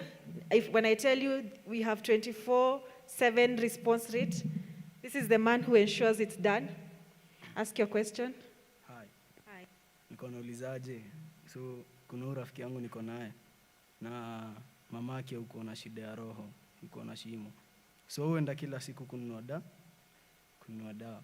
Naulizaje? In case nimwambia kuja NHIF, itakuwa inalipa kununua hizo dawa? You see, I said you ask questions so that I also remember things I haven't said. When you register for NHIF, for example, the case of your mom's friend, I'm assuming she's not a member. When she registers, she will pay that 500 I talked about, but she will have to wait for 2 months before she can use that card. Now, I don't want to go to the mechanics or the reasons behind why you wait for 2 months, but it's a requirement, it's law. It's not anything we can do about. It's insurance law. You have to wait for 2 months before you can access service. Hata ukiregister leo utangoja. However, those 2 months you'll still pay for. Sawa? Now, if your friend's mom registers with NHIF today, she will have to pick a facility that she will be going kwenda kuchukua hizo madawa. Na atakuwa analipiwa na NHIF. Sawa? Sydney? Karibu. As Eunice has said, my name is Sydney. I work in the digital and marketing department. We are responsible for sensitization and awareness of what the brand does on social media. So as Eunice has said, we have various products with many benefits, and I'm sure most of you guys will be fathers and mothers in some, or are already fathers and mothers. So something that you should consider for the long term and also for the short term. Because instead of Harambee, something that you just do out of responsibility for your family or yourself. So it's you owe yourself that responsibility of being responsible to yourself. Speaking from the outside looking in, I can just say that even I myself at one point was unemployed, but I used to pay for myself NHF for a whole year. So what I used to do is I just pay for a whole year. It would be 6,000. So for a whole year, let's say if it is starting now, we're in September. The next time I'll pay will be next year in October. So ideally, you can just cover yourself, or if you have your family, just cover them, and then you forget about that. And yeah, so karibu to the best option in health. We'll end it here. And because we are a social health insurer, we are very big on social accountability. I want to leave you guys with one challenge. Today we are celebrating, or we are marking World. Thank you. Kuna watu wanajua hapa. We are marking World Suicide Prevention Day. This means even if you're told it's okay to ask for help, it's very difficult sometimes to ask for that help. Then it leaves you and I to check up on each other. Sindio? Check up on your friend. Muulize, uko aje, how are you today? If they're not well, unamguzia hapo kidogo. By the way, umelipa NHIF. Because like I said, NHIF doesn't discriminate with any disease. Sawa? Check up on each other. If you guys also would want, they can form a group and come as a group, isn't it? You can also form a group. That's also social accountability. Form a group, your artists, come to NHIF and say, these are the members of the artists, something, I'm sure something creative. And then and that's how you start becoming socially accountable to each other, because nobody will slack. Sindio? Instead of, unajua mtu akiwa peke yake saa ingine unapuuza maneno. When you guys come together, I'll give you an example of one group that has done that. Actually, 2 groups, Boda Bodas and Matatu Associations. They've done that. They've come to us as a group, and they've said, and it's a membership group that starts from there, and they've signed a memorandum of understanding with us. They pay for their members. So it is you guys who push the rest. And that way, hata nyinyi mtakuwa na harambe mingi, si ndio? I've been seeing a lot of contributions. Artist sijui mgani amefanya nini. Pauline, I think, was it you who mentioned earlier? Sijui nani amechangiwa akafanya nini. They had money. Pesa imeisha.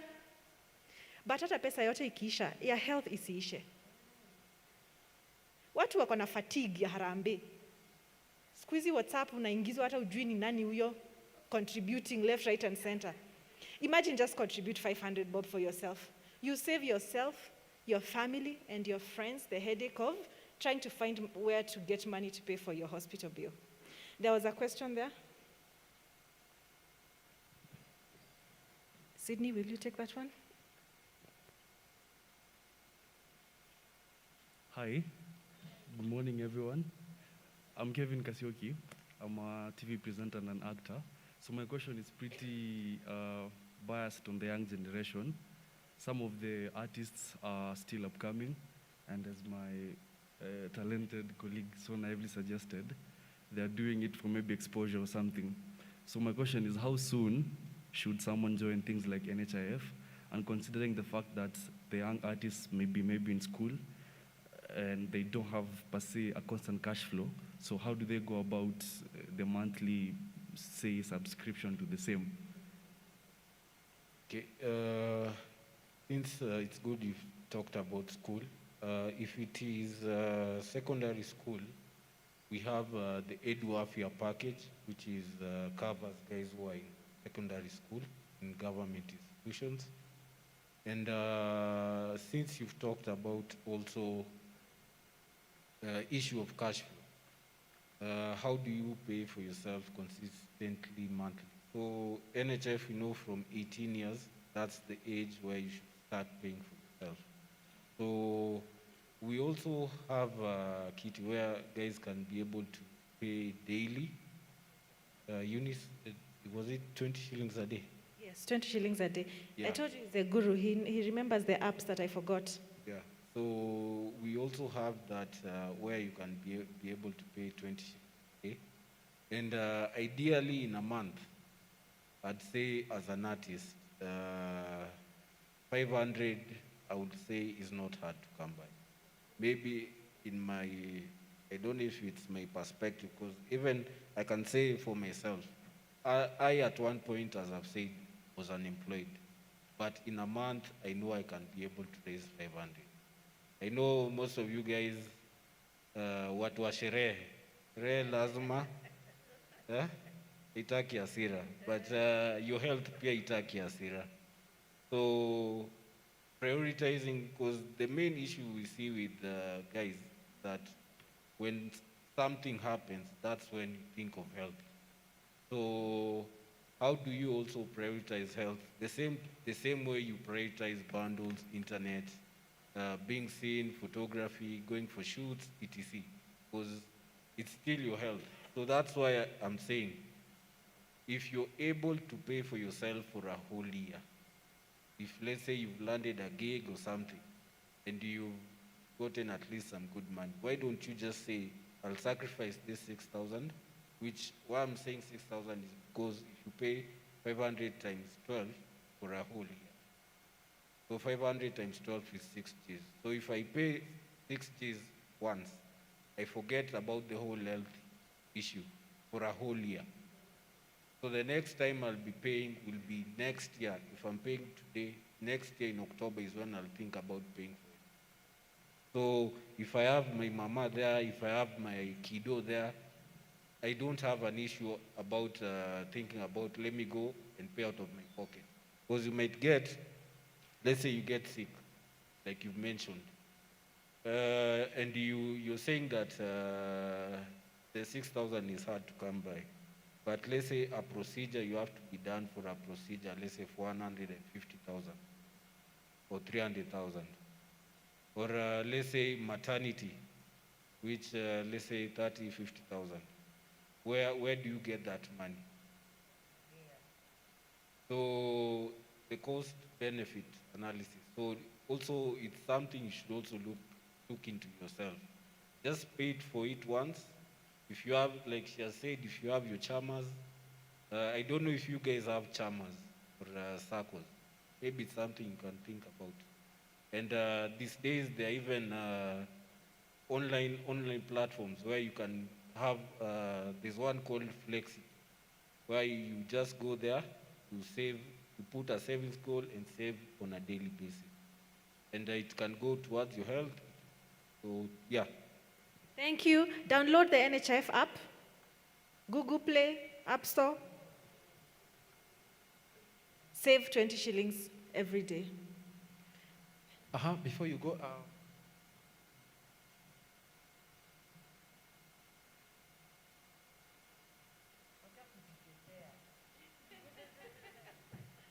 nimemuuliza kama naweza mpea yangu saizi aende a deposit.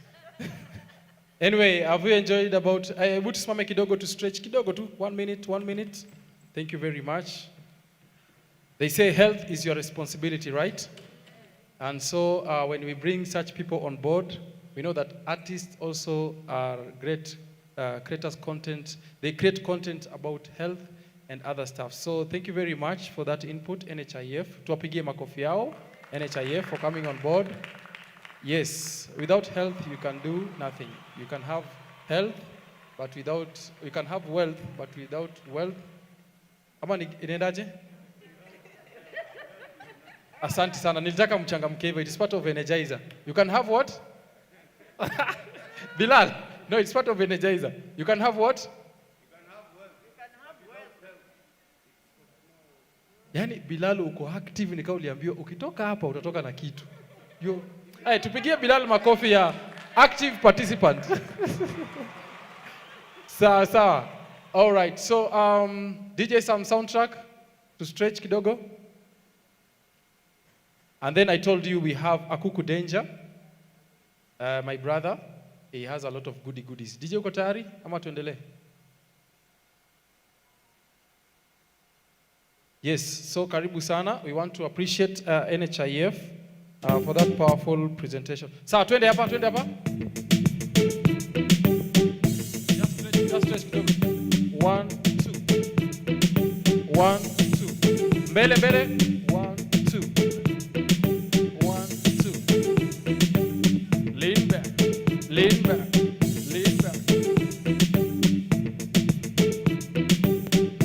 Asante sana. And I'm going to give you a lot of goodies. So I know the active. So guys, kidogo too, because we are also recording this event. So kindly, I don't know if our director is set, but when we'll go for a break, tukirudi tuta occupy hizi seats za mbele. Sawa? Yeah. Ndio si wote tuonekane kwa TV, right? Yes, asanteni sana. Ko sawa? Thank you very much.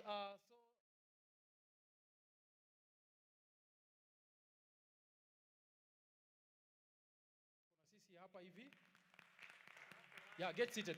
Kama ume stretch enough, yeah, just get seated. Thank you very much. Yes, those watching us from home, thank you very much for tuning in to Daytona, Instagram, Facebook, and of course we'll be sharing this on YouTube soon enough. So thank you very much. I want to appreciate and acknowledge the presence of different artists, the poets, actors, dancers, comedians, musicians. Yes. And pia watu wa mkono pia. Yes, watu wa mkono wanafanya kazi mzuri sana. Hakuna event ikosangi watu wa mkono. Yes. Hata event ya mtaa lazima ikiisha kuna watu wa kuangusha hema, si ndio? Na kuosha sufuria. Silete sufuria kama hujaosha. Si ni ukweli. Sio sijasema ni hawa.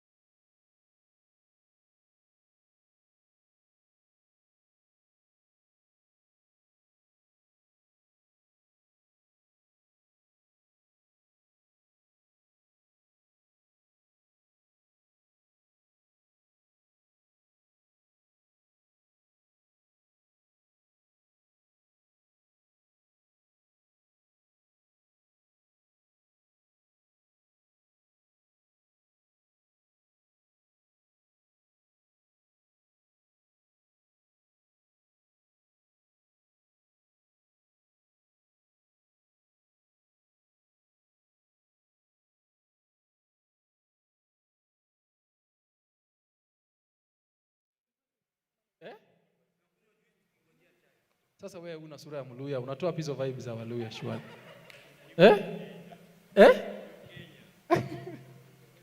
Mluya ati ukingoja chai, ukunywe juice, ukingoja chai. Hiyo combination inakaaje shwari?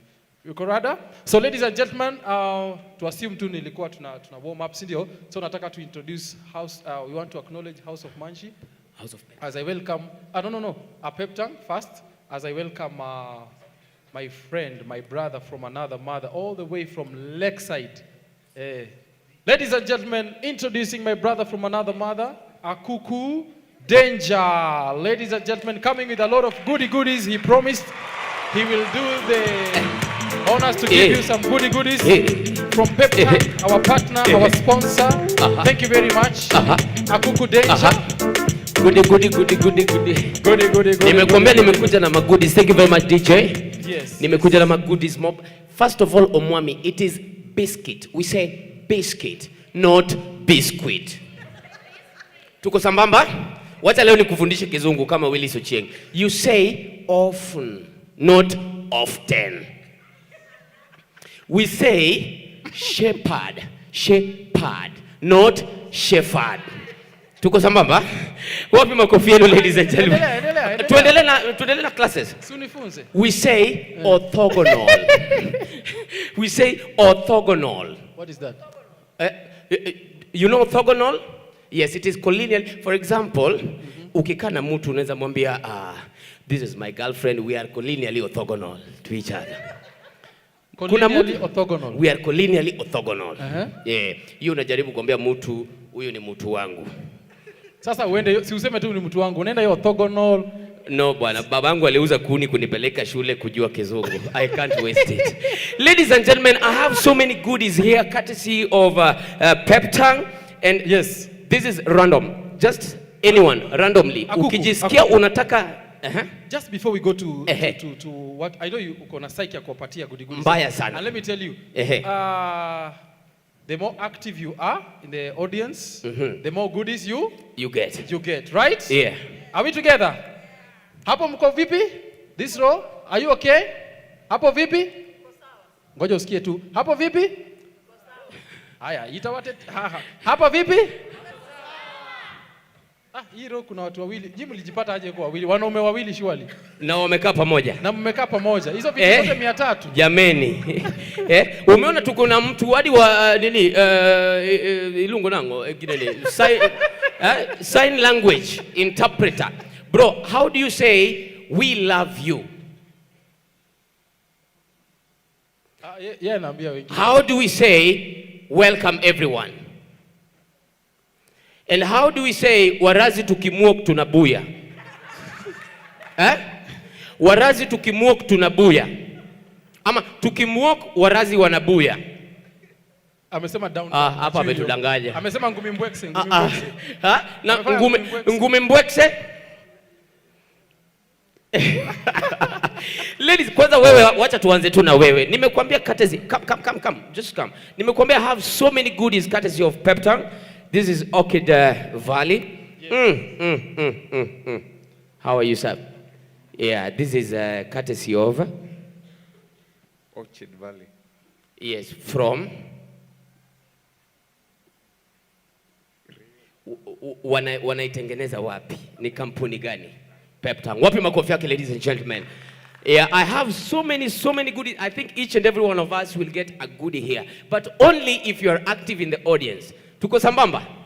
Aya, I want any random person, just come. Kama unataka gift, just come. Just come. Anything. Just come. Ona wa Kenya. Wa Kenya. Kuja just come on stage. Just come on stage. Unaona sasa shortcut. Unaona wa Kenya na shortcut. Shortcut. Ni aje bro?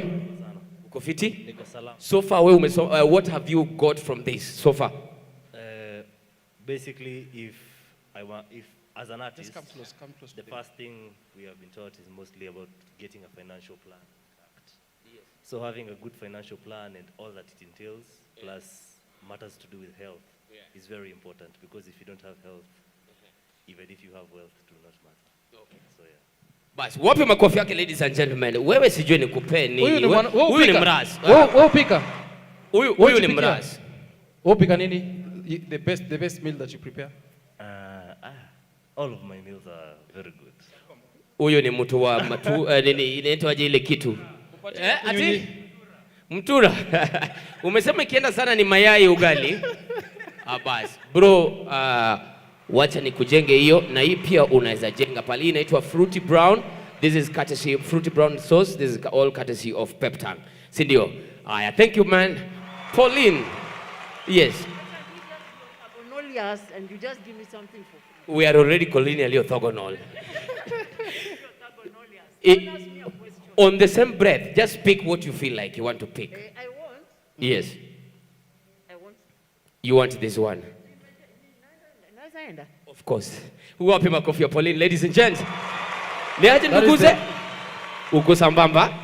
Umesema ufike huko. So far wewe, let me just ask you a simple one. Mwenye alikuwa anatuongelesha, our speaker who was from NHIF, what was her name? I came in late, but the colleague is called Sydney.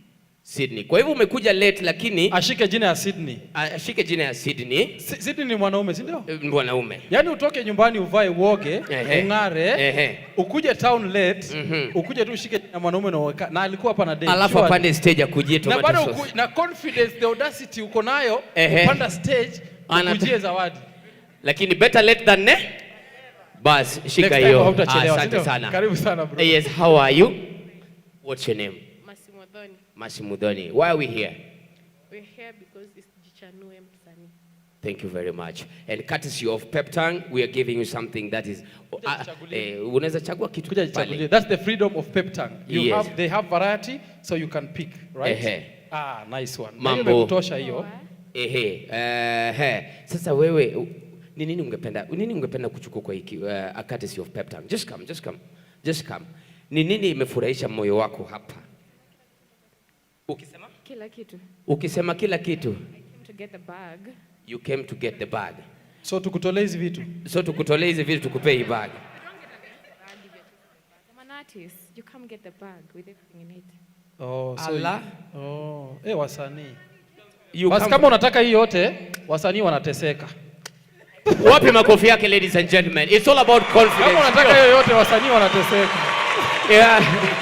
Omwami. Yes. We are here because of money. It is very important. Key. Money, financial literacy. Yes. Unaona? Yes. That's why ladies who are here, please date someone mwenye unaona, pigia mtu, date mtu mwenye hata ukimpigia simu whatever happens, unaweza mpigia simu mwambie baby, akwambie yes baby girl. What's up? Mwambie baby, I'm very broke. Sina hata chakula, sijakula lunch. Kidogo ting atakuwa amekutumia 10,000, 5,000, 20,000. That is of course me and above. Me here and above.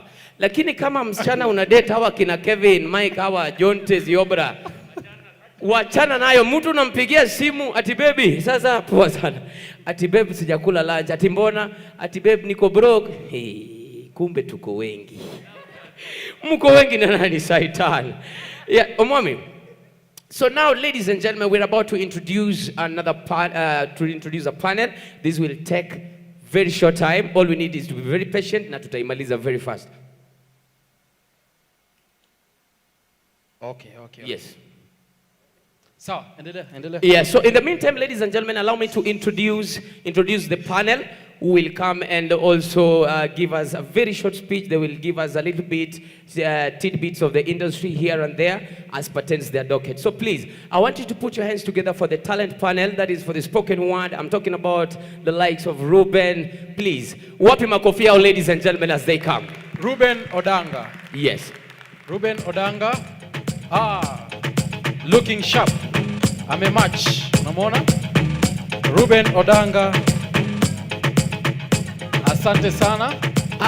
Unajua leo hii ni event ya wasanii. At least wewe pia mkuwa msanii kidogo, tuoneshe ka move moja. DJ weka hiyo ngoma tena.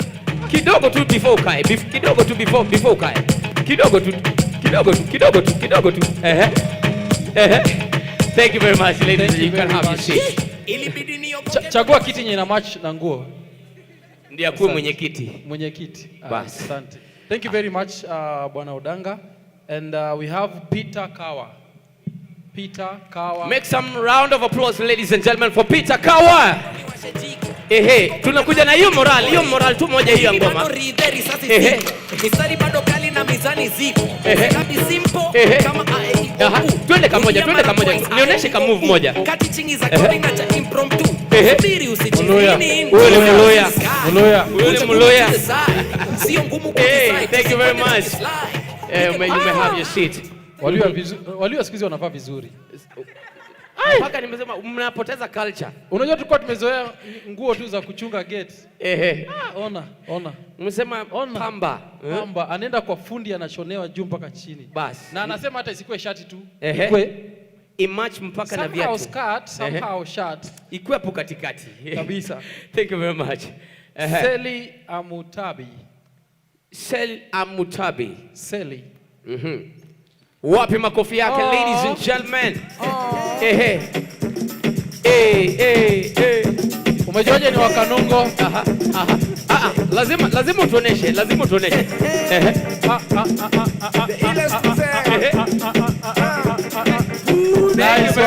one. Seli. Yeah. So ladies and gentlemen, thank you very much.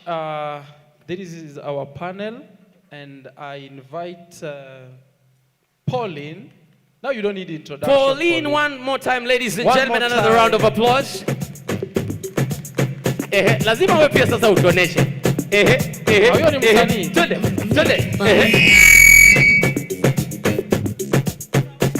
Mtaweza?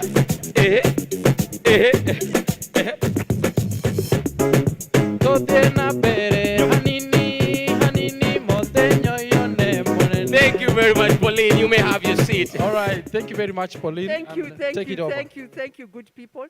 This is our panel on talent management.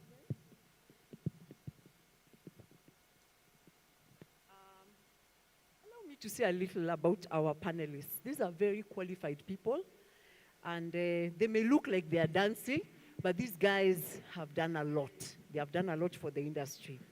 Ruben, you're a passionate filmmaker, 10 years experience in the Kenyan film industry.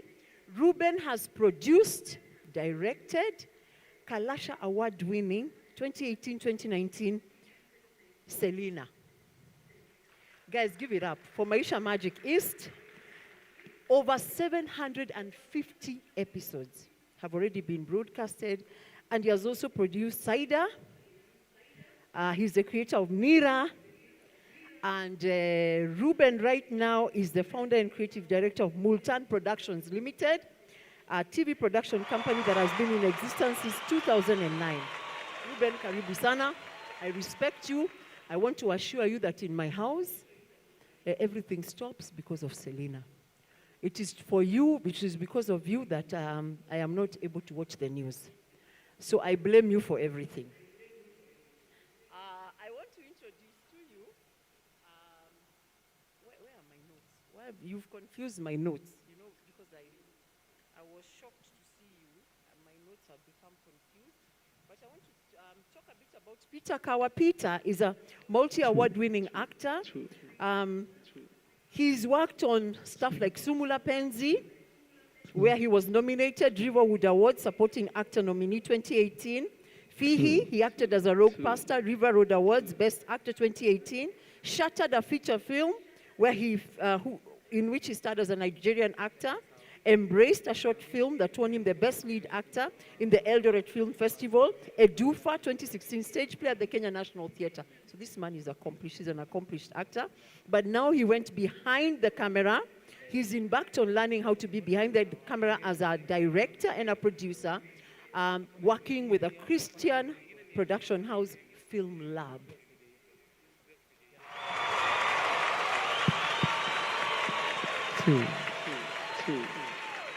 Let's just say that you're into mentorship and discovering new talent. And so it is right for you to be here because we are talking about talent management. And last, very beautiful.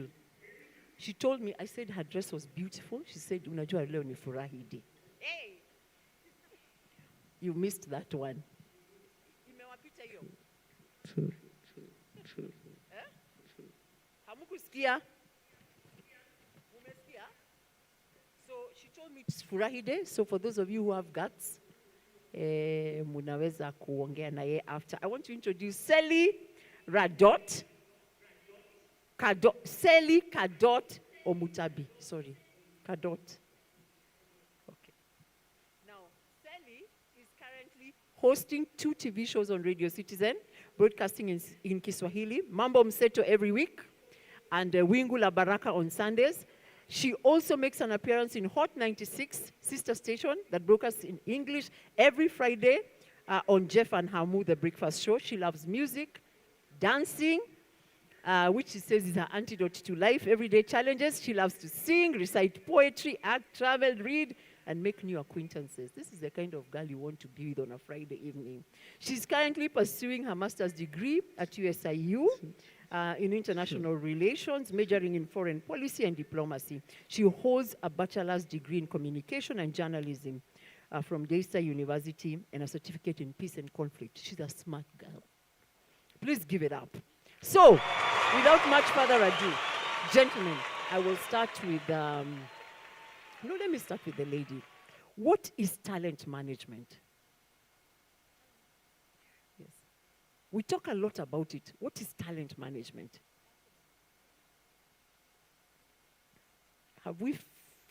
Is our microphone not working? 1, 2, okay. Great. Good morning, or is it good afternoon? I'm not really sure. Good afternoon, it's 12:01. For me, talent management is just getting to know the individual. What are your strengths? What are your weaknesses? And what makes you stand out with that which you carry as your own as a skill? Because talent is a skill. Sometimes you learn, sometimes you're born with it. But you need to know how can you harness that which you have to basically, reap good for you, and at the same time be making a difference in the society. Ruben, in Kenya, do we have talent managers? They are coming up. Okay. Peter Kawa here is one of them. I know 1 or 2 people. It's still a new area to pursue, but we need it. Working on a show that has been running, we've just clocked episode 800. 800. Yeah, Congratulations. So I see the need of talent management, the need of agencies, the need of casting directors, and those sort of things. Maybe just to preempt your questions, because most of the creatives I deal with, I find that they struggle with the business side of things. So, yeah. That's you've actually just, I want Peter to answer. Peter, what does a talent manager do? Because for many artists, they are terrified of handing over power. It seems like you're handing over the reins of power to some guy you don't know. And it's very frightening. And especially because I know that I once had a talent manager who took 20%. And at that time, I thought it was a ridiculous amount of money. I was being conned. What do talent managers do, and why do we need them? Without trying to sound very, academic and stuff and smart, I think a talent manager should just be your best friend. Someone who looks out for you, who wants the best for you, and wants to see you grow and take advantage of your talent and see how you can, like she said, harness it and ensure that you get the best out of it, especially financially and brand-wise. What's the difference between a talent manager and an agency? Well, a talent we don't even know the difference. An agency is more of looking for jobs for you, and for them, they are more of the business side. But a manager, like I said, has to be your friend. So they don't necessarily have to go out there to look for jobs, but prepare you for jobs. And once the jobs come in, they kind of panga you. They ensure that you get to handle your daily activities, your schedule, your communication, your branding side, such like things. Okay, that makes sense. Oh yeah, sorry. Another difference is an agency, they take a percentage from whatever job they bring on board. A management, you pay them per month, just like any other person in your team. Okay. Before I come to you, Sally, to answer the question, why is it that we Kenyans, this area in the creative sector has not grown? I wanted to ask Ruben. Ruben, when artists come to you without managers, what are some of the things that you think, I wish you had a manager? What are some of the things that they do that make you think, I wish you had management? Okay, so this is why I wear my helmet. So there's what we have been accused of having a very high perception of ourselves as a country, and nothing wrong with it.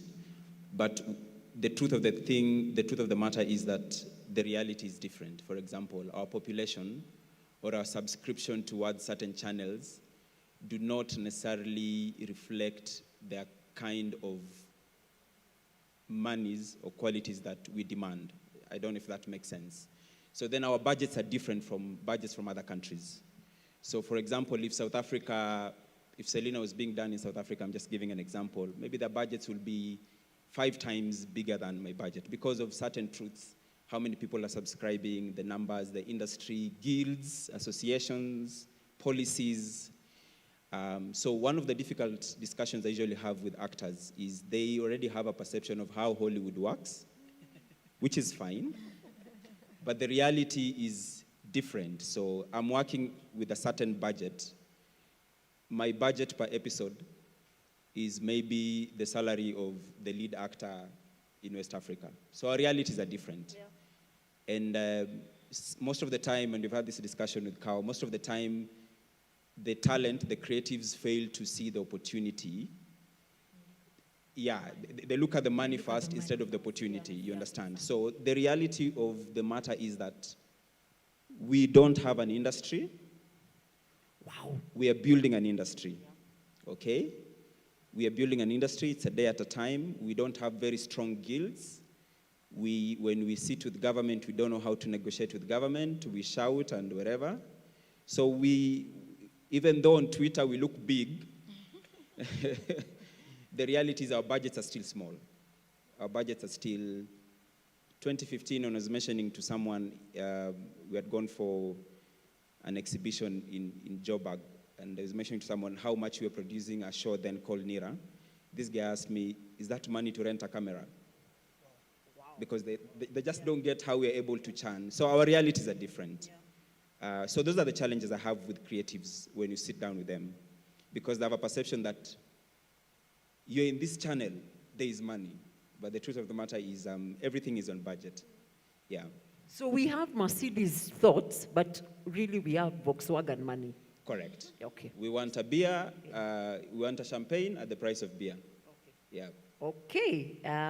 Now, Sally, I wanted to ask you, do we have anywhere where we can train people, especially, I don't know, are there training programs for talent?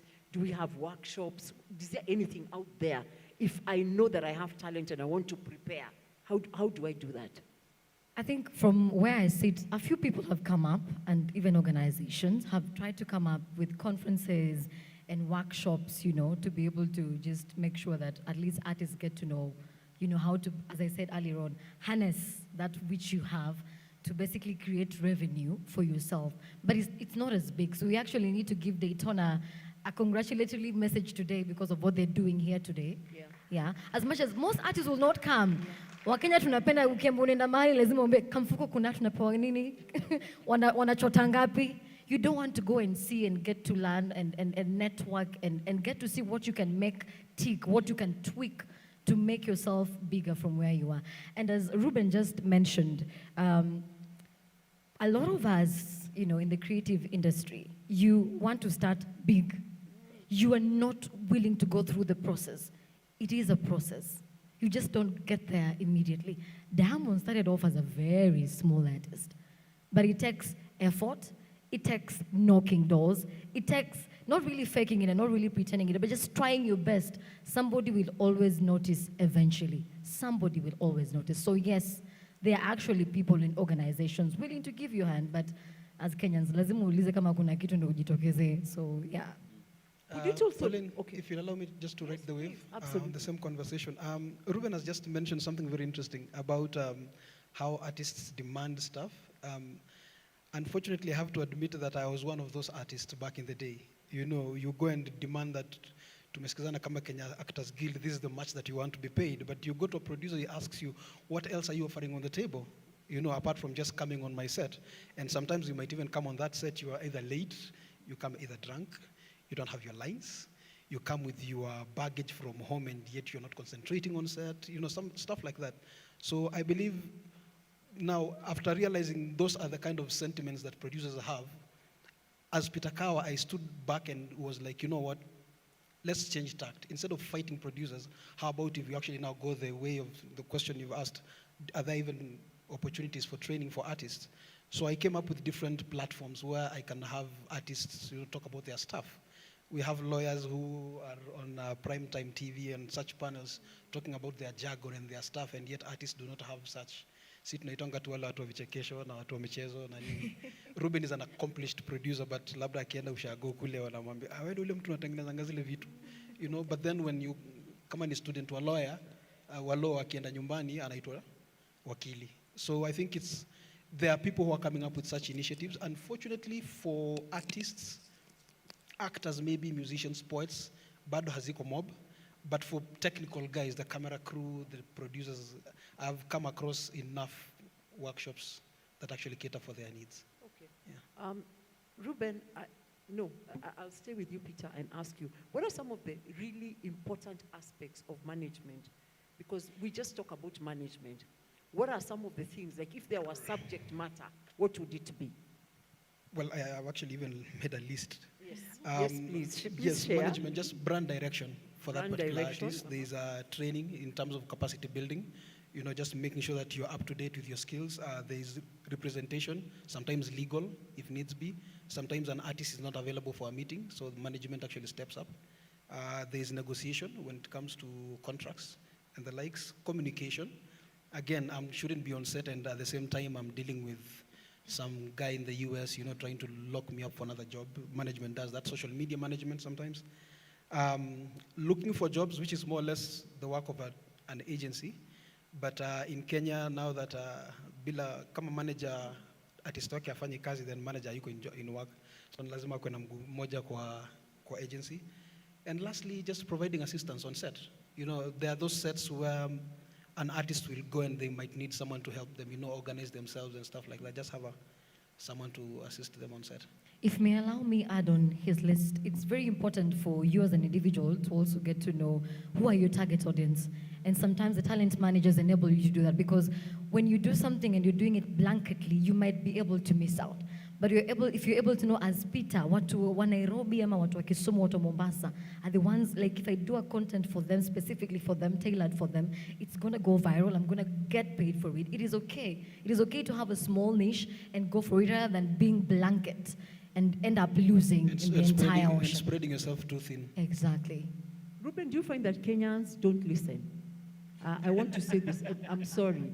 This is quite a generic question, but could it be that also that a lot of us don't listen well, and that's why perhaps talent managers have not done very well in this country, because people are skeptical, people are afraid. We are generally a very paranoid people. We have paranoia. We are afraid we'll be robbed.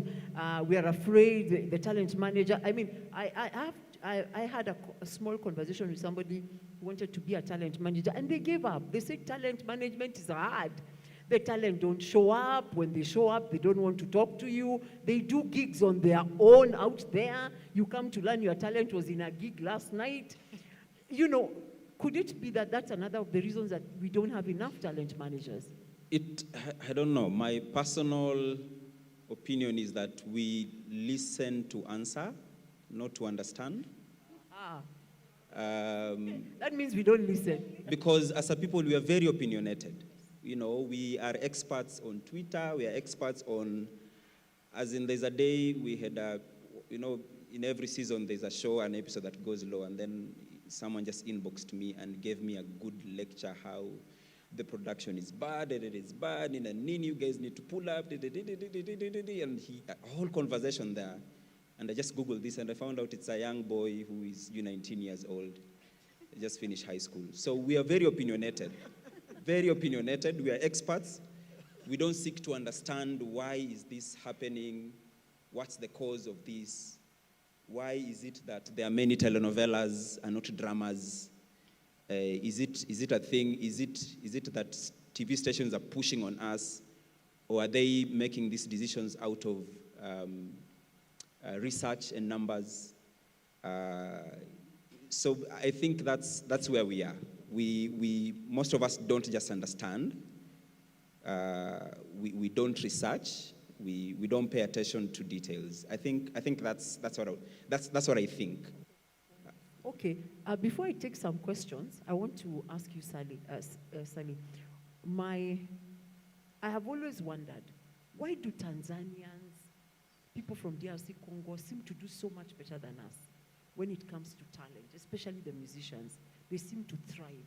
They seem to do big collabs. They seem to do big things. Where in Kenya, perhaps when you have one or two people, maybe the Sauti Souls, we have such few people being able to break through the local scene, even into East Africa. Why do you think that is so? Especially because you're in radio.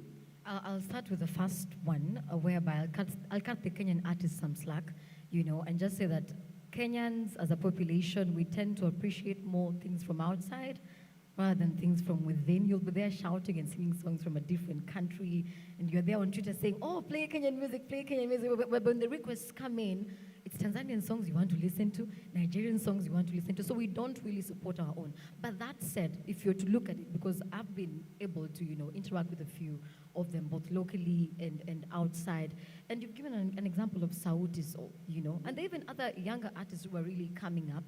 If you have a good team, as you said, Peter, in terms of talent management, somebody who really gets to know you, who will not lead you astray, and you just have a team around you. The packaging matters. Being great comes with discipline. A lot of us are not disciplined.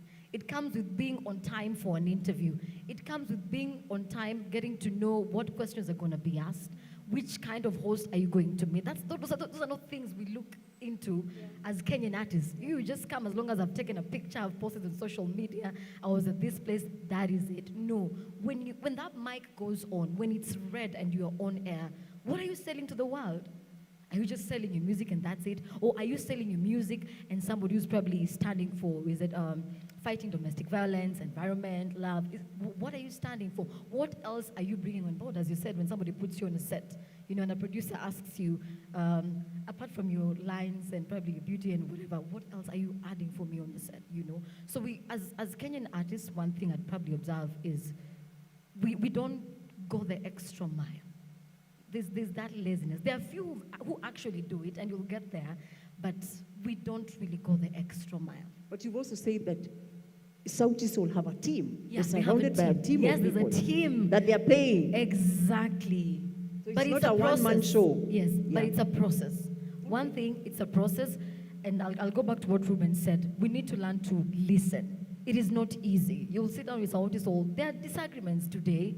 People want to put on this color, another one, that other one. But sit down. Know which one is working, which one is not working. Be willing to listen. There is positive criticism, and of course, there are guys who just criticize you because they're just criticizing you like the 19-year-old. You need to be able to learn how to filter. See what you can pick to build yourself and sell yourself out there. It is very easy to do that, but it's a process. It needs patience. Yeah. Ruben, you wanted to say something? Yeah, I wanted to add. There's a phrase I bumped along the corridors of, the people I work with. They say your content must do well locally before it does well internationally. So just to answer your question, when Diamond is making his song, he's not making his song for Kenyans. The biggest grossing film in Africa is called Wedding Party. I think Wedding Party 1 and Wedding Party 2 was a Nigerian film. I think that year it grossed $2 million US. That is 2 billion Kenya shillings on box office, not even streaming. That film, if you watch it, you criticize it. But when I sit down with people from in Kenya, when it premiered in Kenya, I think totally it grossed 250,000 Kenya shillings. You can look at the difference. It's because the creators of Wedding Party were making content for the Nigerians. If Kenyans watch, it is fine. But you're not their first audience, okay? When guys are doing Lingala, they're making it for their audience, and they just do it so well. So the problem comes in when I want to make a film that looks like 24. Yeah. I can't compete with 24. You can't. That's why the Narcos, they're in their own language, and they do well that way. They're La Casa de Papel, Money Heist. They're done in their own language, in their own style, and they do well. So I think and I'm learning that the painful way, we need to start doing things for our own audience and our own people. If it does well here, news spread, it will do well outside. But I don't expect to do an Ampiano song and do it better than a South African musician. It's not possible. Originality. Just to go back to him and probably give an example of Sauti Sol. A lot of their songs are native. They'll throw in, I think they've really, really inspired a lot of people, and I love the fact that half the band is also taking that up. Nigerians sing songs with their Igbo languages and Yoruba, and we sing along not even knowing what it means. Lingala has been here for decades. We sing along, Loa and all that, not knowing the meaning. So what he's actually saying is very true. Sauti Sol actually have worked with that, and it's really perfected it for them. Swahili, and then they throw in some Luya words, a lot of Luya and all that. The Benga guitar there. Exactly. That is us, originality, something different. If you watch, currently, this is not marketing, but there's a show called King of Boys on Netflix. If you watch it, it's so Nigerian. It's not meant for you. If you're watching it, it's fine. But in Nigeria, it's grossing because they did it high-end, very high aesthetics, but in a very Nigerian way. If you look at it, it doesn't look like a Hollywood film. It just looks like a nice Nigerian film with a good budget. I think one of the other ones that really did well, which was, I think, targeted for Africa, was Jacob's Cross. But it was targeted for the African market. It was shot in, I think, Johannesburg and Lagos. And it did very well. But it was targeted for the South African market and West African. And if East Africa watched, it was fine. Can I be the devil's advocate on this one also? There's something she said about cutting Kenyans some slack. Yeah. I believe at some point we have tried, owning our own content, making it in our own nuances, dialects. Riverwood at some point had started that, especially, the Kikuyu shows and films. Yeah. What happened? Is it because maybe we do not have an audience that is loyal to our own? Or is it because Tanzania and Nigeria have an audience that is more, sometimes even 8 times? So concerning film and TV, the biggest problem has been distribution. Uh-huh. So I shot a film last year. I've been working on that film for like 4 years. I shot a film last year, August. And we're premiering end of November. It's taken me more than 1.5 years because I can't find distribution. I can't find a place how I can get my content to the people and get return for money. While I think musicians have cracked it because now there's YouTube and all those platforms, and TV programs have cracked it because there's Citizen, Yeah. for movies, you're still struggling. I mean, good movies like Mission to Rescue, you can see the need of it. You can see it's a good film. You just wish that people in Kakamega and Mandera and Lunga Lunga will be able to watch it. So what matters TV and film, I think we need to crack distribution. We are not yet there. It's still a big hurdle, but Okay, we followed the rabbit hole. We were doing talent management. So I want to, before I take questions, I want to ask Peter, if I come to you today and you become my talent manager, what can I expect?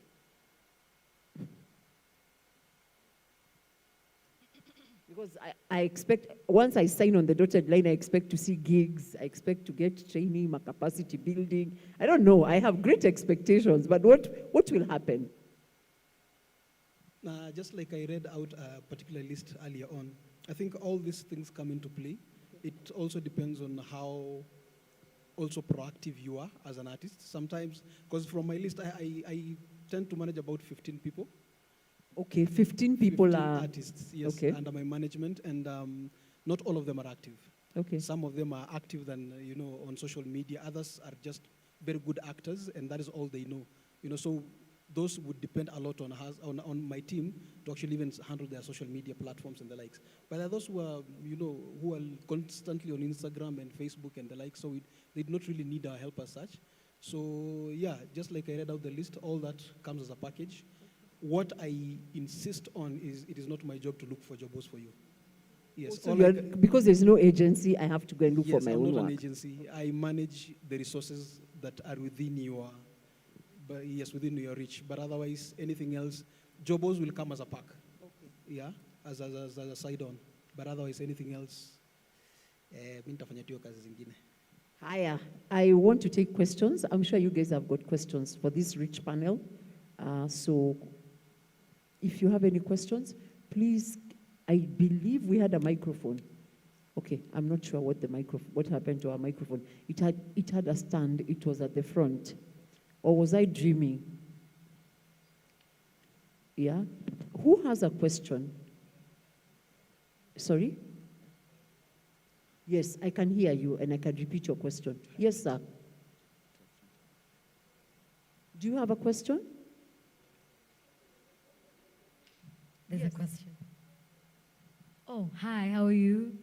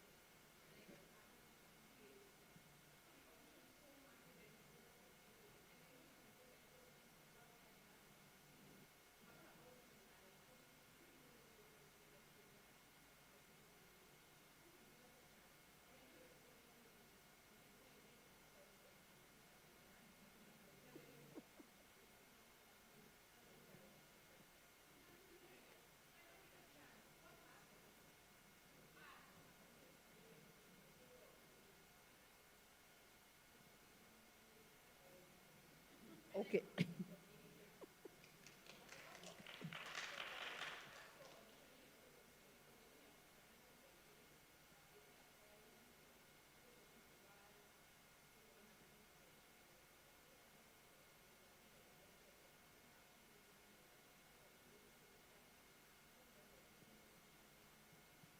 Those are two good questions.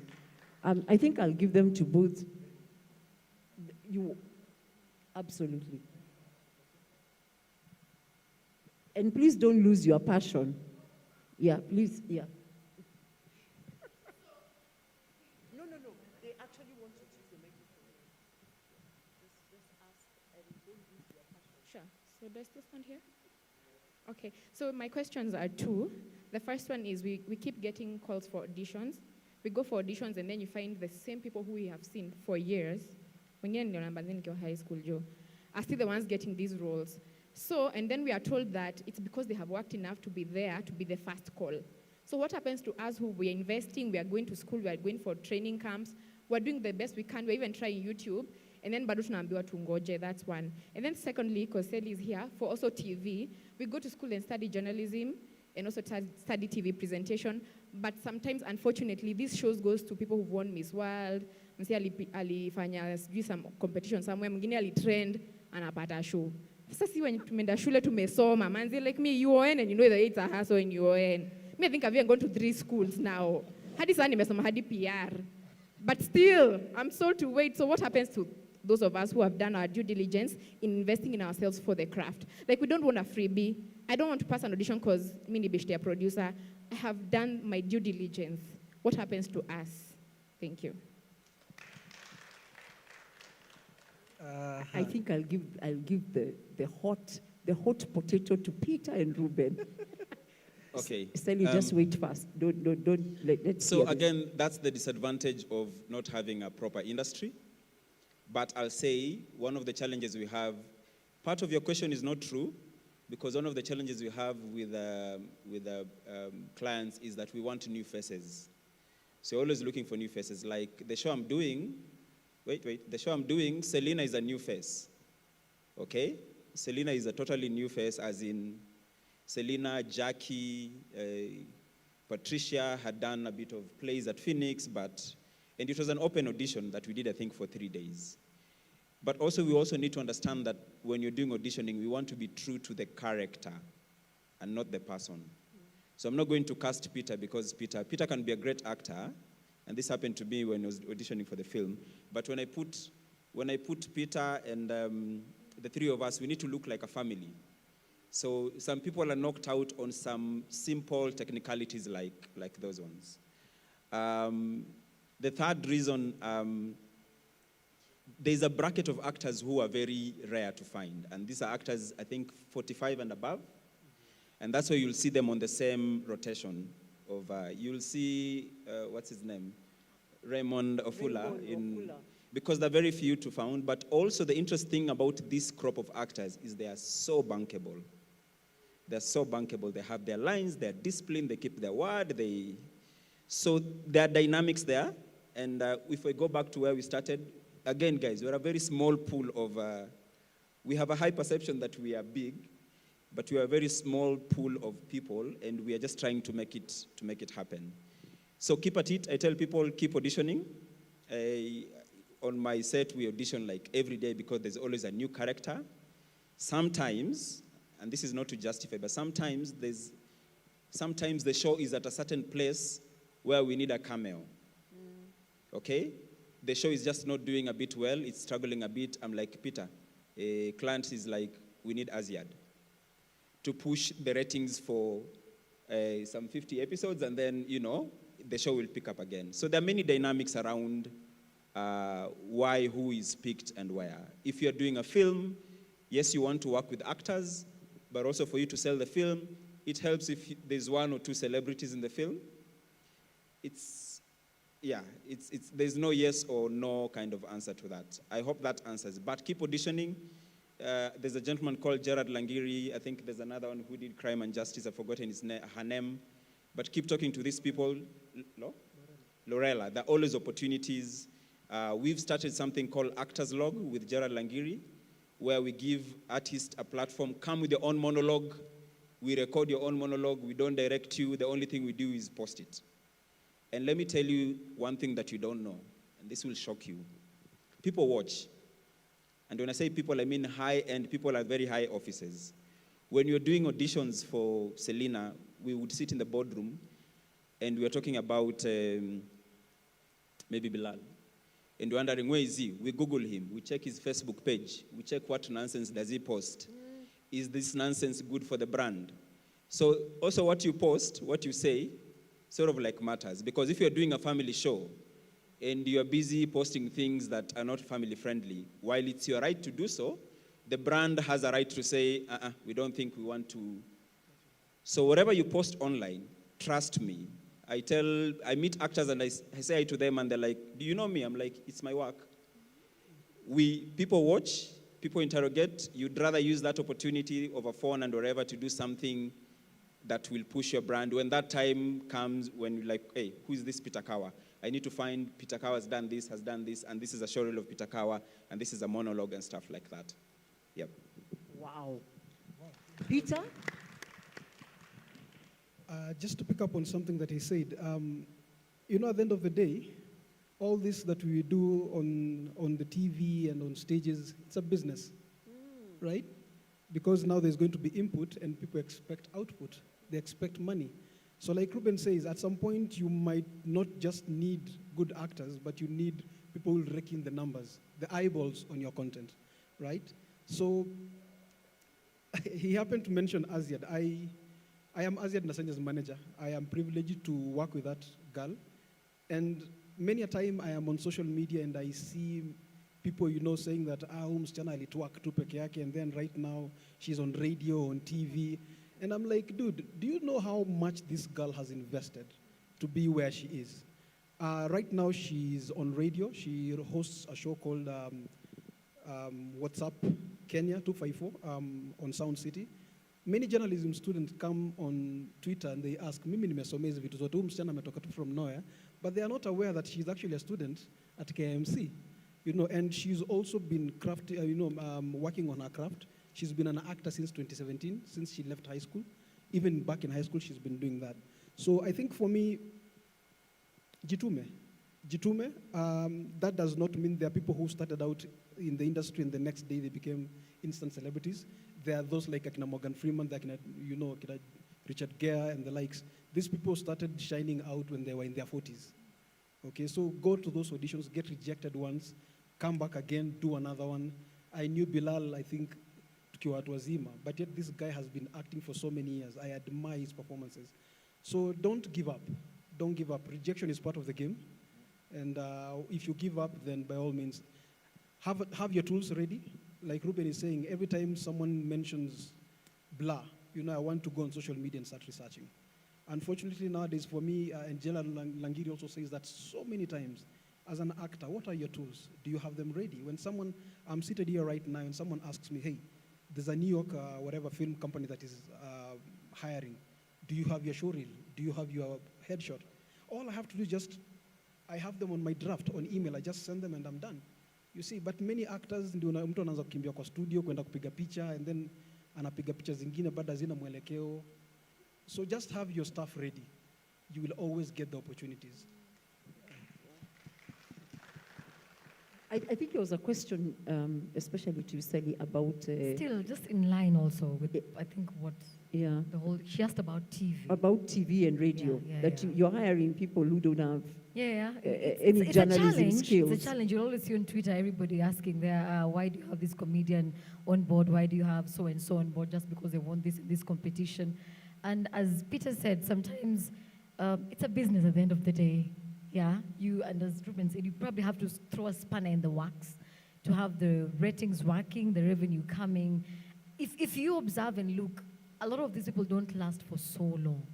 Eventually, they will leave. And that's now the difference between you who's gone to school to study that. You know the semantics, you know what's supposed to be done, what's not supposed to be done. So what I'll just say is keep doing it. I did it for 7 years before I landed at Citizen, with so many rejections. You keep being told, oh, you have a beautiful voice. Oh, you're pretty. Oh, you're like this, you're like that. But that job is not coming. You cannot give up. Somebody just happened to hear me do it because I was in a very small station.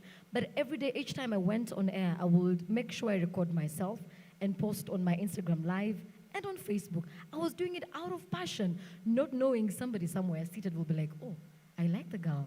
Her voice is beautiful. Why can't we bring her on board? Why can't we do an interview for her? So keep at it. Don't give up because you're feeling like everybody is, they're taking other people in your space. Just keep doing you. And one thing I use and has helped me throughout the time, ask yourself what makes you different. Yes?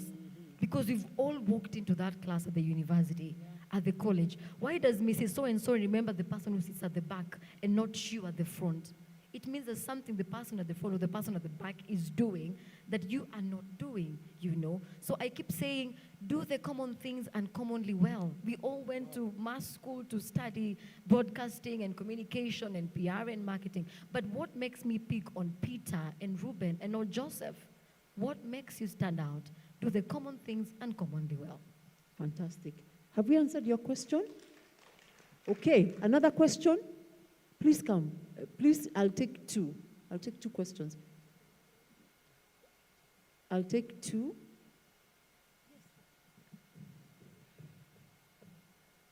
Muchama Omundi, I'm an actor, and my question will be directed to Mr. Peter and Ruben. I believe it's common knowledge that an actor will not always have a gig, especially when you're starting out. Would you advise someone to, how can I say this? Would you advise someone to take on a second profession of fully focused in acting? I believe that's the question. And then secondly, it's about, I've forgotten. Let's just work with that. Okay. So do you advise somebody to get a day job? I think that's what he's asking. Just a second. Good afternoon. My name is Khan. You don't know me, but soon you will. I know you. Amen. Thank you. Thank you so much for this kind of opportunity, financial literacy for artists. I've never had in such meeting. So one is first to congratulate the Eternal for this because I feel so part of this and I needed this because as an actor and as an artist, I've been in the creative industry for about 5 or 6 years consistently, but it's not yet come where I wanted. So all questions, we're gonna ask them sometime and we've been having trainings and all. But I would also suggest maybe to the producer side, Like, would you like to work with other creatives? Like, someone comes to you, they have a project, do you support them? Because at times, you might not have that budget to support them financially, but just your name on their creative work can push and open some doors. So are you guys open to that? And also to Mr. Peter, what criteria do you choose to work with an artist? Because I heard that you are a talent manager, but I didn't know where to start and how to approach it. Because do you choose someone because they're already big, they already made it, or from scratch? Will you pick a high school kid when they come to you? Thank you. Those are really good questions. So we'll start with the one about should people just get a day job, because this thing is risky. That's to you, Ruben and Peter. What do you look for when you're looking for talent? Is it oh yeah, and Ruben, if I have a really good creative project, I have a telenovela in my brain. You know, some of them are not even written. It's just a fantastic idea that I think is going to make millions and trillions. Can you work with me? And sometimes, as he said, it's just your name. Your name will open doors for me. And then Peter, please answer the question about what do you look for when you are taking up talent? Ruben. Okay.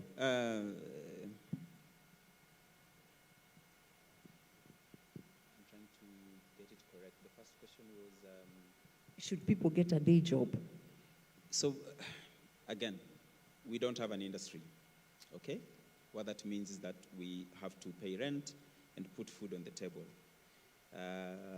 For those who read the good book, it talks about the people of the world are wiser than us. While they ride on horses, we walk on foot. My background is acting, okay? But when I joined Daystar University, there was no drama club, so I had to form a whole drama club. So that's how I went behind the scenes. I'm the kid of winning Best Actor Nationals, like as in for real, okay? And then I was supposed to go to film school in South Africa, and then I did a Harambee, the days of Harambee, and then I didn't raise enough money. And I came to Nairobi, a friend of mine hosted me, then she was running a production house, a lady called Mary Migwi. And Kawa here will bear witness. I have done all departments of a production. I've done transport. I used to drive. I used to pick guys of Wash and Set at Bata Hilton. Bata Hilton is so. Kama hujasimama Bata Hilton asubuhi. By the way, kama hujawahi bebwa from Bata Hilton, you have not worked in a production at 5 a.m. Eh? And my money and then I started doing music videos for guys of River Road. You know those, we go to one location and then we do like 6 songs in a day. Okay? And there's a job we did, and the editor was at Hurlingham, and I remember we finished the job and I had nothing. And I walked to Dan Blair from Hurlingham, and I sold my Safaricom shares because I was feeling bad that people have done a Harambee, and I can't use that money. And I sold my shares, and I took that money, and it just happened that one of my relatives is going to Dubai, and I sent for a camera, Nikon D40. I still have it. If you watch Selena when those scenes for journalists, there's like a camera there. It's very new for me. So I've done wedding photography for like 6 years, and I got so good at it. But my point was not wedding photography. I had a goal, I was going somewhere. And I'm heading somewhere with this story. It's a good story because it shows us where you came from. Yeah. Yeah, there's process. In 2012, I partnered with 2 gentlemen who are brothers, Alex Mokideu and Justice Mokideu. I had a nice script because I'd always been writing.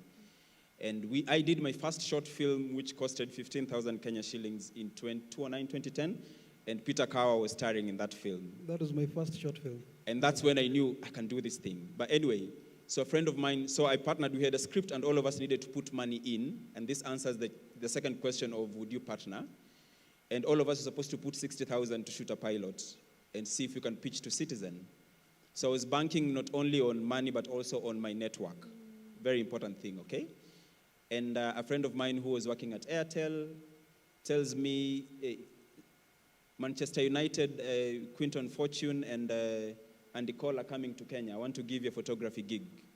So I got the gig, I did the job, it was the difficult job to quote. And immediately I quote, I think they just said yes. It was like 50,000 a day, and 50,000 was a lot of money. But anyway, in 5 days, I had money for the pilot. And so we shot the pilot, and then the rest is history, okay? What was the question? So that The question is, and I think you've answered it, can you partner with people who, because now you have a name. Correct. If somebody yes, comes with a great project idea, yes, so can you that one partner? I got. The first question is what I wanted to tie into whatever I'm talking about. Pardon? At that time. My point was, my point was there are other things that you'll be forced to do so that you must do what you must do so that in the future you can do what you want to do. Okay? Please repeat that again. That's tweetable. You must? Yes. We must do what we must do so that we can do what we want to do. So I didn't know that when I was driving cast and crew in Ocean Set in 2008, 2007, I didn't know it will lead me to production. So that today I know I've done all aspects of production. But my goal was not to be a driver, okay? Why is this important? Because in our setup, we must agree that we cannot survive fully on this. So we must be wise to do other things, but not lose focus of what we want to do. And for that which we want to do, like I've self-financed my film, and it's not, I'm so broke. That which we want to do, it will cost us. Okay, so you come to me, I even met someone yesterday, you have this idea, you don't have a script, you don't have a proposal, your character Bible is shaky, and you expect me to put money into it. And not just money, your name. And my name. Show a sense of commitment. Tell me I have this, and Ruben, me, I have 100,000 I want to put into this project. Then I'll put 200. So this thing, what I've learned, this thing that we sit back and hope that an NGO will give you 50 million to shoot a movie, it will not happen. I was in Cape Town 2014 with this beautiful script and walking around, I needed 50 million. And this guy listened to me and is like, yeah, but he told me, what else have you done? How do I give you 50 million and you cannot show me you have not even done anything for 1 million? You understand? That's the thing about partnership. We need to come from this mentality of, I have a proposal, I'll go to someone, and this person will fund it fully, okay? There is a sense, it will cost us one way or another, either by money or by moving resources around, but somehow it will cost us. So when you're looking for co-production or for partnership, I'm willing to do it. But also I need you to realize that while during lockdown you are creating your concept, even me, I was creating mine. Okay? So even me, I want to shoot my own concept. So if you're coming to the table, don't expect, let's come out of this thing that someone will give you 100% of it. Put something on the table. I usually say put something on the table. It moves discussions. Even when you're pitching for TV dramas, unfortunately in Kenya, you must go with a pilot. When you go with a pilot, the discussion changes. But when you go, we say, I have an idea. People just listen and say, okay, fine, and then they throw it away, okay?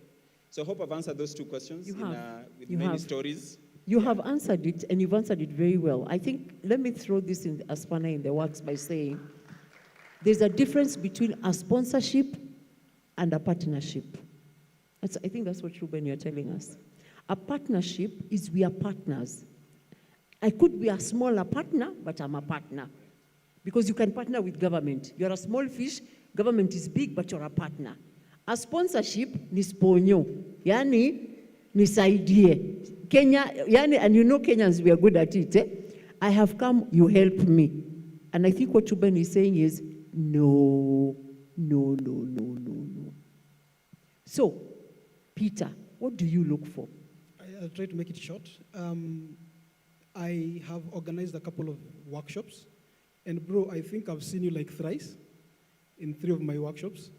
I remember there was a time I think you approached me about mentorship and being your manager. By then, I was overwhelmed because I did not have resources. So for me, I look for initiative, people who are pushing themselves to do stuff. Otherwise, there was a time I might actually just find you, yes, but I think that you might be appropriate for something. And then I approach you and I sign you up, hoping that with time I will build you into something. But yeah, so ni kujituma tu, I guess. Also, the fact that if interesting thing, I mean, I go to even restaurants, I hear a waiter, just serve you, and his voice is enough to actually move mountains. May tell that, bro, uko na sauti dadi, unaitumianga kufanya nini? And then I just, give him an exercise or two. If he comes back with the exercise by the next day and I feel there's initiative, then I introduce him to a voice coach, and stuff like that. So that is the only way I pitch into your talent, and hopefully that if you keep giving me back results, then that way I can see that there's a relationship in there.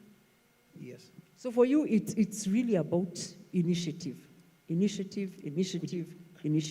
There's no way I'm going to choma my mafuta every other time going for meetings, and then I'm going to present someone who's not well packaged. Can I take 2 last questions? I don't know if how much time we have from the producers. We are winging it here. Yes, Bilal. Please, I'm sorry, you do have to come up. And I really did want to ask for sanitizer. Hello. Yeah? Val? Sasa wewe utakimbia. Simama hapo kwanza nikusanitizie, sio? Tumeguza watu kaa 47. Val? I see you. Okay.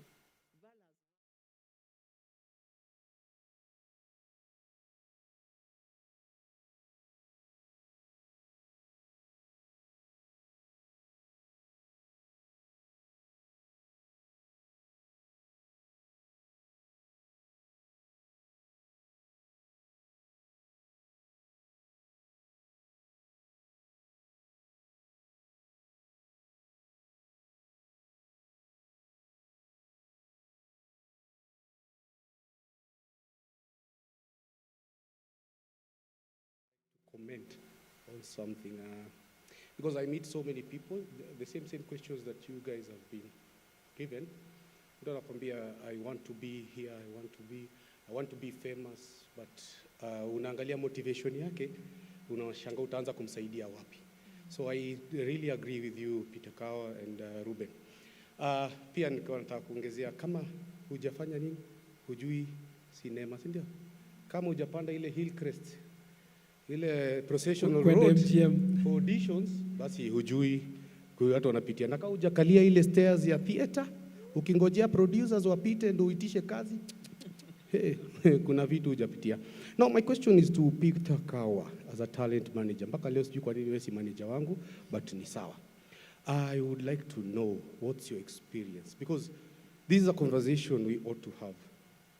Talent management is what we need right now in our industry. But talent management iko na issue zake.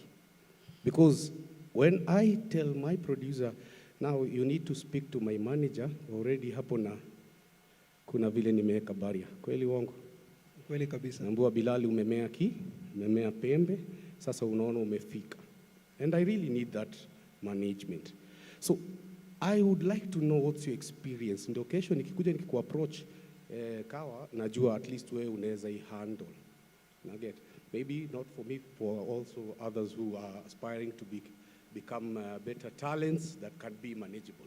So how is your experience? How do you handle such? Because I know of actors ambao tumekuwa na wao, wali introduce managers and all of a sudden kazi zika.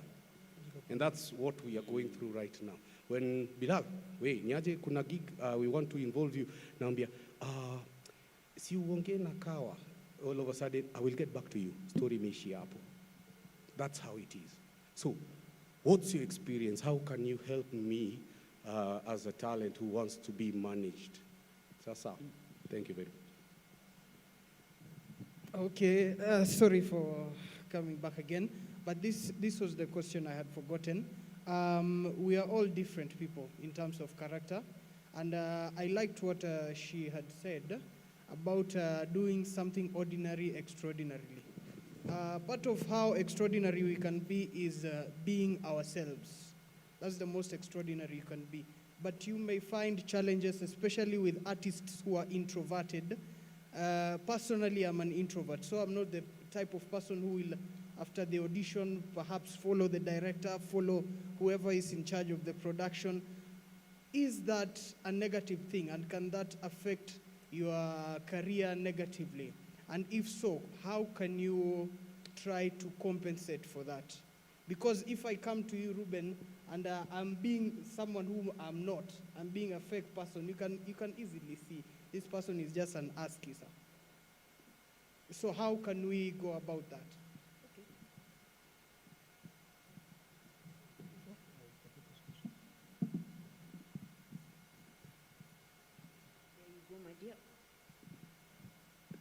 Hi everyone, my name is Tash Mutunga, and mostly, it's not even more of a question, it's more of a directive from Peter. My partner and I, we partnered up and we've decided to do talent management as well, because we've seen there's a huge gap in between. Like, artists are there are people who have a talent out there, but they don't have anyone to push them. They don't have anyone to actually give them that platform that they need, you know. So since it's something that we are starting, I wanted to ask you, like, can you give us pointers on how to go about it, how to actually mentor them, you know? We've been in the industry for a while, me and him as well, but mostly for us, it's not about getting our names known there, but it's more of helping someone else get that stepping stone from where they are to something bigger. So can you give us pointers on that? Thank you. Yes, I think both questions are, I think both questions are kind of yours, in the sense that the first one is the talent managers are not very popular. Okay. And when people hear you have a manager, they start thinking you're becoming difficult. Yes. Yeah, or you're bougie, and now they say kutoka. Just yesterday you were nobody. Now you have a manager. How dare you? So suddenly the phone goes dead, and you are branded. And it's very easy to brand because it's a very small community. It's very easy to get branded as difficult, and you'll never get work again. How do we deal with that? As an artist, what is your X factor? What is that one thing that that producer will not do without? To the point that when they come to you, and you immediately send them to the manager, they'll be like, I hate this, but I have to, because I want you. You know, however, what I tell my artists is the first point of contact should be yourself. Show interest in the opportunity by the client or the producer first of all, and then when it comes now to the nitty-gritties of the negotiations and availability and stuff like that, then request if your manager can come in. But otherwise, on the first contact point of habari yako, mimi naitwa nani fulani, can I talk to you about this opportunity? Unamwambia hapana, talk to my manager, then already you are getting it wrong. Unless labda you are held up on something on a project and it's like, is it urgent? Can I finish this particular whatever that I'm doing, and then I'll come back to you. If it is urgent, talk to Nani, he will sort you out, and then he'll update me.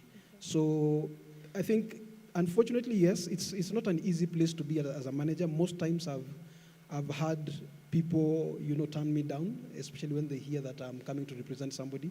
I have to commend Ruben. Ruben, thank you so much. You are one of the first producers who really accepted me as a producer, and he also took time to listen. You know, I pitched my idea to why he needs to have my talent on board. And he loved my pitch because I gave him enough reasons why he should have my artist on board. The fact that I told him I have a disciplinary, you know, system behind the artist. Akichelewa, watu usimuulize. You know, akikuja kwa set kama hana lines, usiongee na yeye.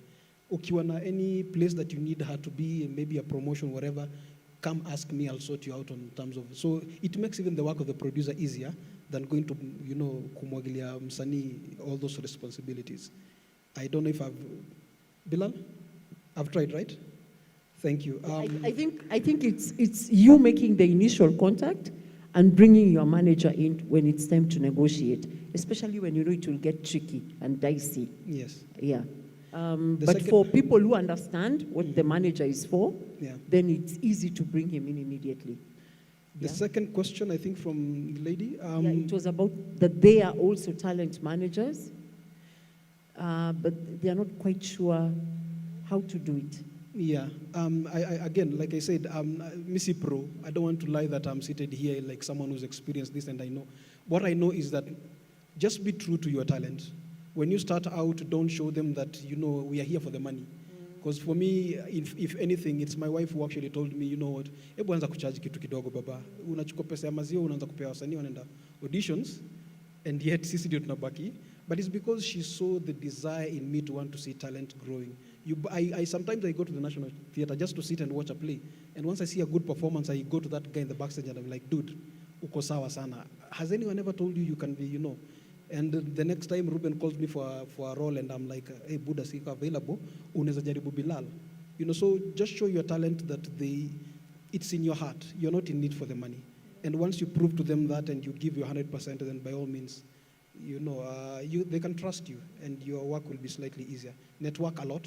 Have a lot of people in your phone book just to open up opportunities for your talent. I think, Ruben, there's the second question was about, and I think I'll ask both Ruben and Sally, because both of you perhaps do casting and, you meet new artists. They're asking, do they have to kiss us? Because some of them are not comfortable. No, just be kind. We are not fighting. The moment you're talking to someone, it's like it's a fight. Guys, it's business. We are human beings. There's something called the economy of kindness. Tomorrow we'll meet and still do business. And if we disagree, we can just disagree in a very polite way. We've had a back and forth with Peter Kawa, but most of the time we are so negative, we are so defensive that you just spoil that relationship. Yeah, just be you, be kind. Let's negotiate. Let's agree to disagree.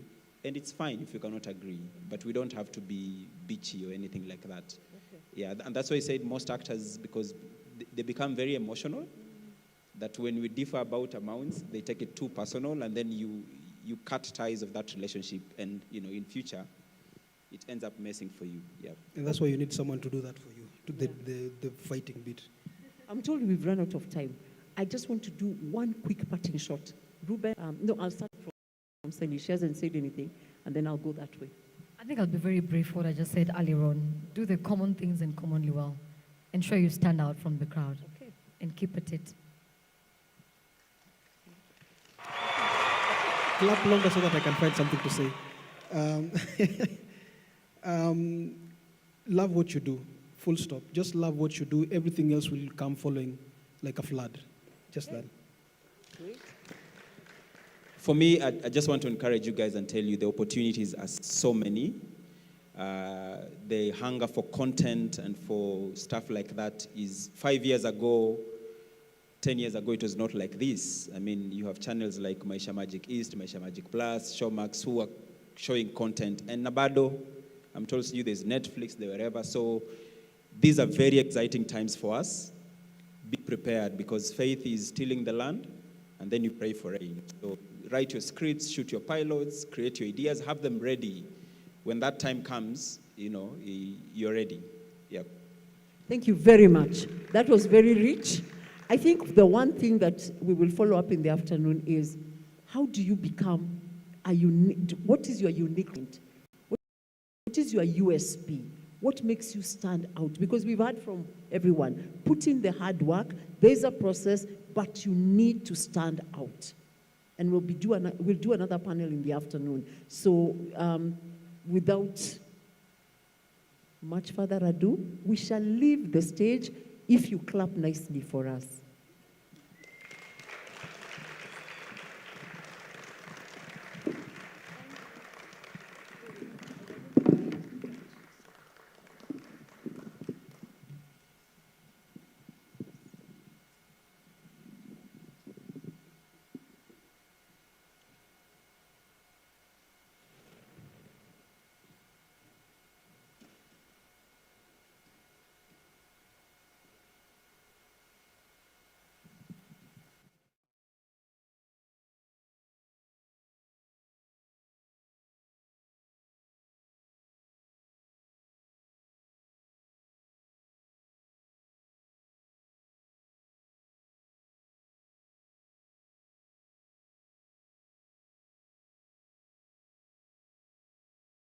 lazima tugoroke. Kwani nini?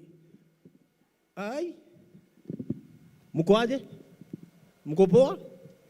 You know, nimesikia watu wakiulizwa how are you surviving during corona times. Let me tell you, before corona ungeniita Rorashio mimi. Nilikuwa najiuliza nikuje huko ati wawili wako wawili kufanya nini? Wait until I come to your town with the show, you'll watch me. Miezi 4 ndani ya corona nilikuwa nafanya mpaka mazishi. Mimi ni mhubiri, usicheze. Unajua kuna mahali nilienda mazishi, walikuwa wanataka hata hao ni watu wa ajabu. Unaita comedian kwa mazishi kufanya nini? So niko hapo na chekelea kidogo. Ni kama pastor hakuwa amelipwa. Mtu akakuja akaniuliza katikati ya vichekesho unaweza hubiri rusha nini moja. Nikamuuliza kwani kuna shida gani? Akaniambia ni kama pastor kuji. Nikamuuliza mlikuwa mnamlipa ngapi? Ati 20. Uko na 10? Lete. Akaweka. Bwana asifiwe. Bwana asifiwe tena.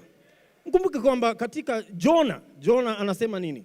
Kwamba namshukuru Mungu wa mbingu na nchi kwa kuwa mambo haya uliwafunulia watoto wachanga ukawanyima walio na hekima na akili. Hallelujah. By the time nilikuwa namaliza mazishi, I was fluent. I'm telling you, survival imetuokoa. Kama as an artist ujaisimama town, kwa wale wana drive uko kwa petrol station, unaingia Google, una type loan apps in Kenya. Kama hujaifika hapo, unaziangalia zote. Unaomba hii wanakataa, unaomba hii ingine kumbe ulikuwa na deni yao ulisahau. But the beauty of being an artist ni kwamba sisi ni wagoroki. You are made in a different DNA. Juu hata kukua wewe artist, kuambia mzazi wako unataka kuwa artist, it was an unheard of idea. Walikuwa na shida unaenda wapi? In fact, mimi after nimeonekana kwa TV mara 3 ndio watu wote walisema, by the way, we saw it in you. We saw it. Sisi tulikuwa nyuma yako. Wewe tumeombea sana wewe. Ndio waniite kwa maharambe zao. Si unajua vile tunachezea hapo. In fact, hiyo swali umeuliza Bilal, hii story ya manager. Ilikuwa gumu sana kuintroduce. Lakini ni juu nilikuwa nanyanyaswa. Juu mtu akinipigia anaanza kunikumbusha, unajua nilimekusaidia sana. Hata tulikuwa na wewe Nakuru, sijawahi muona kwa maisha yangu. Lakini nataka nimpatie discount all of a sudden. Lakini nikajiuliza, let me ask you. Because hata sasa bado tunapigia simu zile za kuna kijana wetu hapa amemaliza form 4, unaweza mshika mkono, umsaidie. Mkaekae na yeye huko town. Hajawahi, hawajui zile shida tumepitia carnival. Anataka umshike mkono. Wewe unaweza enda kwa lawyer. Umwambie kuna kijana yangu ako hapa town. Unaweza mshikilia. Hata umpatie tu kesi dogo. Usimpatie za mada. Mpatie hizi kesi dogo ajishikilie. Hizo za kuiba kuku, kupigana na bibi, unaona? Obale kukuandika. Ni vitu kama hizo kidogo.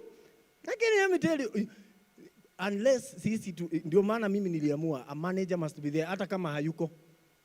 Siku zile za kwanza nikianza Churchill Show nilikuwa na manager ndani yangu. So nilikuwa na sauti mbili. Sauti moja ni ya ni professor ama unaendeleaje? Mungu ni mwema. So unataka ni okay, ngoja nipatiane kwa manager. Hello. Yes. Oh yeah, I'm the manager. Yes, I'm the manager. Yeah. Okay. Oh. That will be 350,000. Let me give it back to the Professor Amo. Unaendeleaje? Huyu ni mtu mzuri. Huyu akikubali ni hivyo. Because I didn't know manager anafanya kazi gani, but I knew anaweza bargain. Unajua kitu imeniokolea? Ile wakati niliuza mandazi nilijua kuuza mandazi kwa duka ambayo mtu mwingine anauzaga. Unaingia hapo na unamconvince ananunua yako na huyu mwingine yako hapa nyuma yako. I think that helped me as an artist. Kukua muuzaji. Lazima ukue hoka kwa hii kazi yetu. Lazima ukue hoka. Acha niwaambie. Ndio ujue kuigiza mtu box atoe shilingi yake akupe. Ile kitu tulikuwa tunajiambiaga tukiwa Churchill Show. Mimi siwezi enda uchomi. Show ya 20k kufanya nini? Unakumbuka September last year. Unatafuta hata ya 5 bob. Hakuna mtu anataka kucheka. Wanajichekesha personally. Kila mtu amekuwa artist, wako TikTok. Kazi ni hapa tu. Kila mtu ni artist. Anashindwa wewe tunakulipa ya nini wewe? But Corona helped us kwa sababu ya kitu moja. It brought out the best of us. Hii story nilikuwaga ati nalipwa alafu pesa inaniongelesha. Si nyinyi mnajua hiyo shida. Kwanza siku ya kwanza mimi nililipwa pesa mingi. Nilienda show ya Safaricom. Kumaliza dakika 3 nikaona nimeitwa. Kafanywa hivi kwa stage. Na nikaona watu wanacheka, everybody was laughing. So nikajua shida sio yangu. Labda kuna technical issue. Fika chini wakaniambia that show was awesome. Shika check. Unaweza enda ama ukae. Nikachukua karatasi nikaenda nikachungulia nikaona 100,000. Nikatokea nyuma nikiendaga kwa sababu anaweza kuwa ameconfuse. Unajua tu labda ilikuwa pesa ya deco. Unaona ilikuwa yangu. Ni 3 minutes. I did not do a lot of things. 3 minutes. Hiyo pesa iliniongelesha. Unajua check nimeweka sijaiweka kwa account mara mingi. Juu hizo pesa zingine za artists ni zile inakuja kwa mfuko. Hauna relationship nayo kwa sababu iko na deni hapa na ni mwingine. So hii ndio pesa ya kwanza nimepata. Nikaweka kwa account. Nakwambia nilikuwa natoka kani hata saa 4 asubuhi nikigojea auditions. Naenda naweka kadi ya ATM hapo uchumi nachugulia naona balance. Natoa narudi. Carnival. Yani just to motivate myself. Lakini hiyo pesa ilikuwa inakuongelesha mtu yangu. Uko kwa stage unaanza kusikia unataka vitu ambavyo hujawahi taka. Unakumbuka tukiwa mtu ambaye amewahi kuja Carnival auditions. Ile time kuna wale ni superstar wewe hujulikani. Mtu anaingia hapo ananukia cologne inakukumbusha how poor you are. Alafu amebeba kahawa ambayo wewe hujaienda kwa hiyo kaunta kuuliza kahawa. Ati ni sisi hawa tunanunua kahawa na hoja unaacha hapo na unaenda. Mungu ni mwema. Mungu, hallelujah. Jipigieni makofi for staying strong. Because this world will be changed by visionaries like us. Unajua watu wanatuonaga ni maclowns. Sisi we are not clowns. Ndio uone kwa mazishi something funny. You are a philosopher. You are a philosopher. And you are in the best times. Sisi ndio we were meant to be in times like this. Times za ugoroki. Anybody mwenye alishikilia, I have friends, maloya nani, waliteseka wakati kotini kulifungwa. Ati mnafanya court session via Zoom. Ati huko nyumbani, jaji anatokea akiwa bedroom, anafanya vile anataka. Anakwambia nimesikia hiyo kesi, turudini kesho bundles zikirudi. Pesa ilipotea. Watu wengi sana. Kuna watu tulikuwa tunaulizanaga akisikia naishi Kitengela ananiuliza uko ni wapi? You guy my guy means me I can't just drive to Kitengela kufanya nini? What do you mean bana? That place is so far bana. Where? Tulikutana naye akiniuliza Rwaka ndani.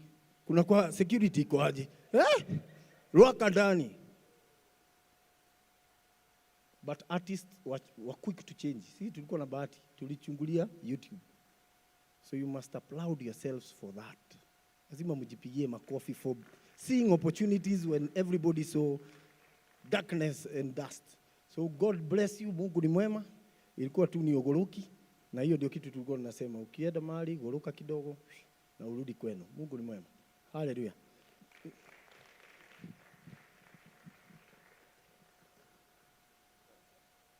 Yeah. Dancers.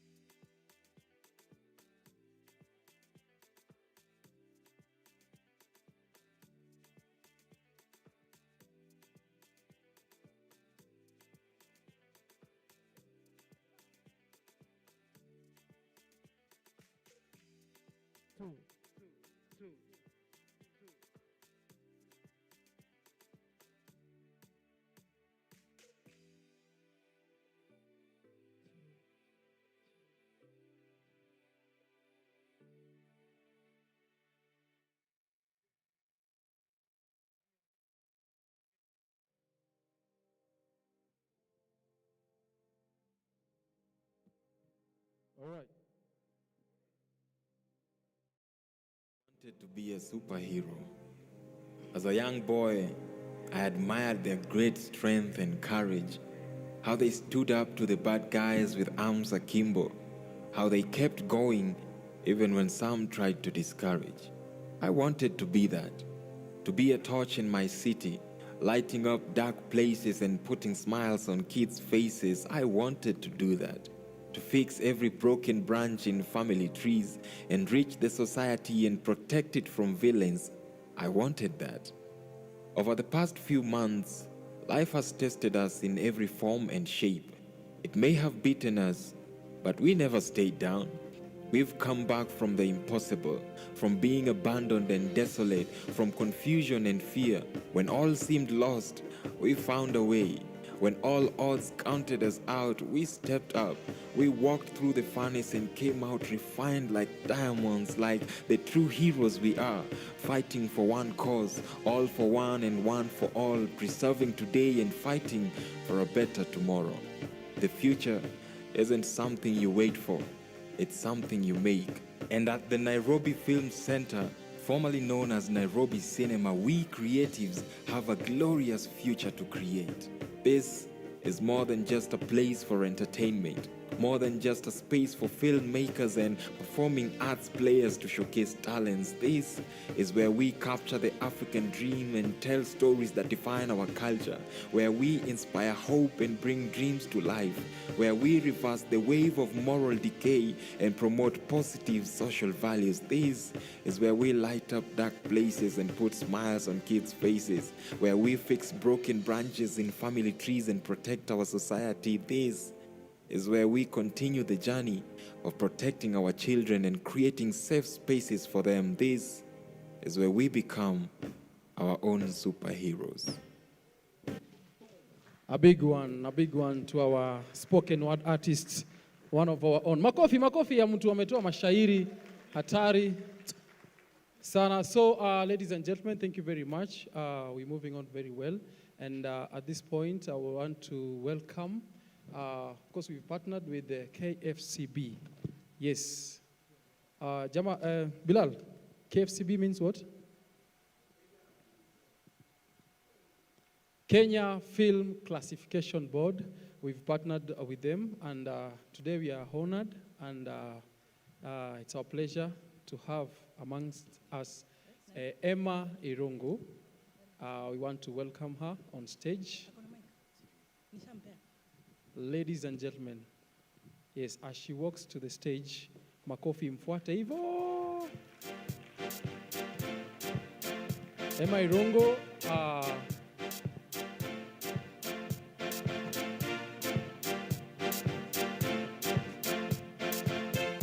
hawa watu wa production wanaweza kushtua.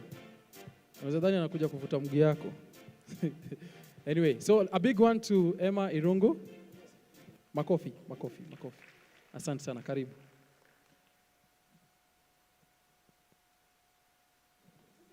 Good afternoon. Just pardon me, I'm not an artist, so I even don't know how to go to the stage.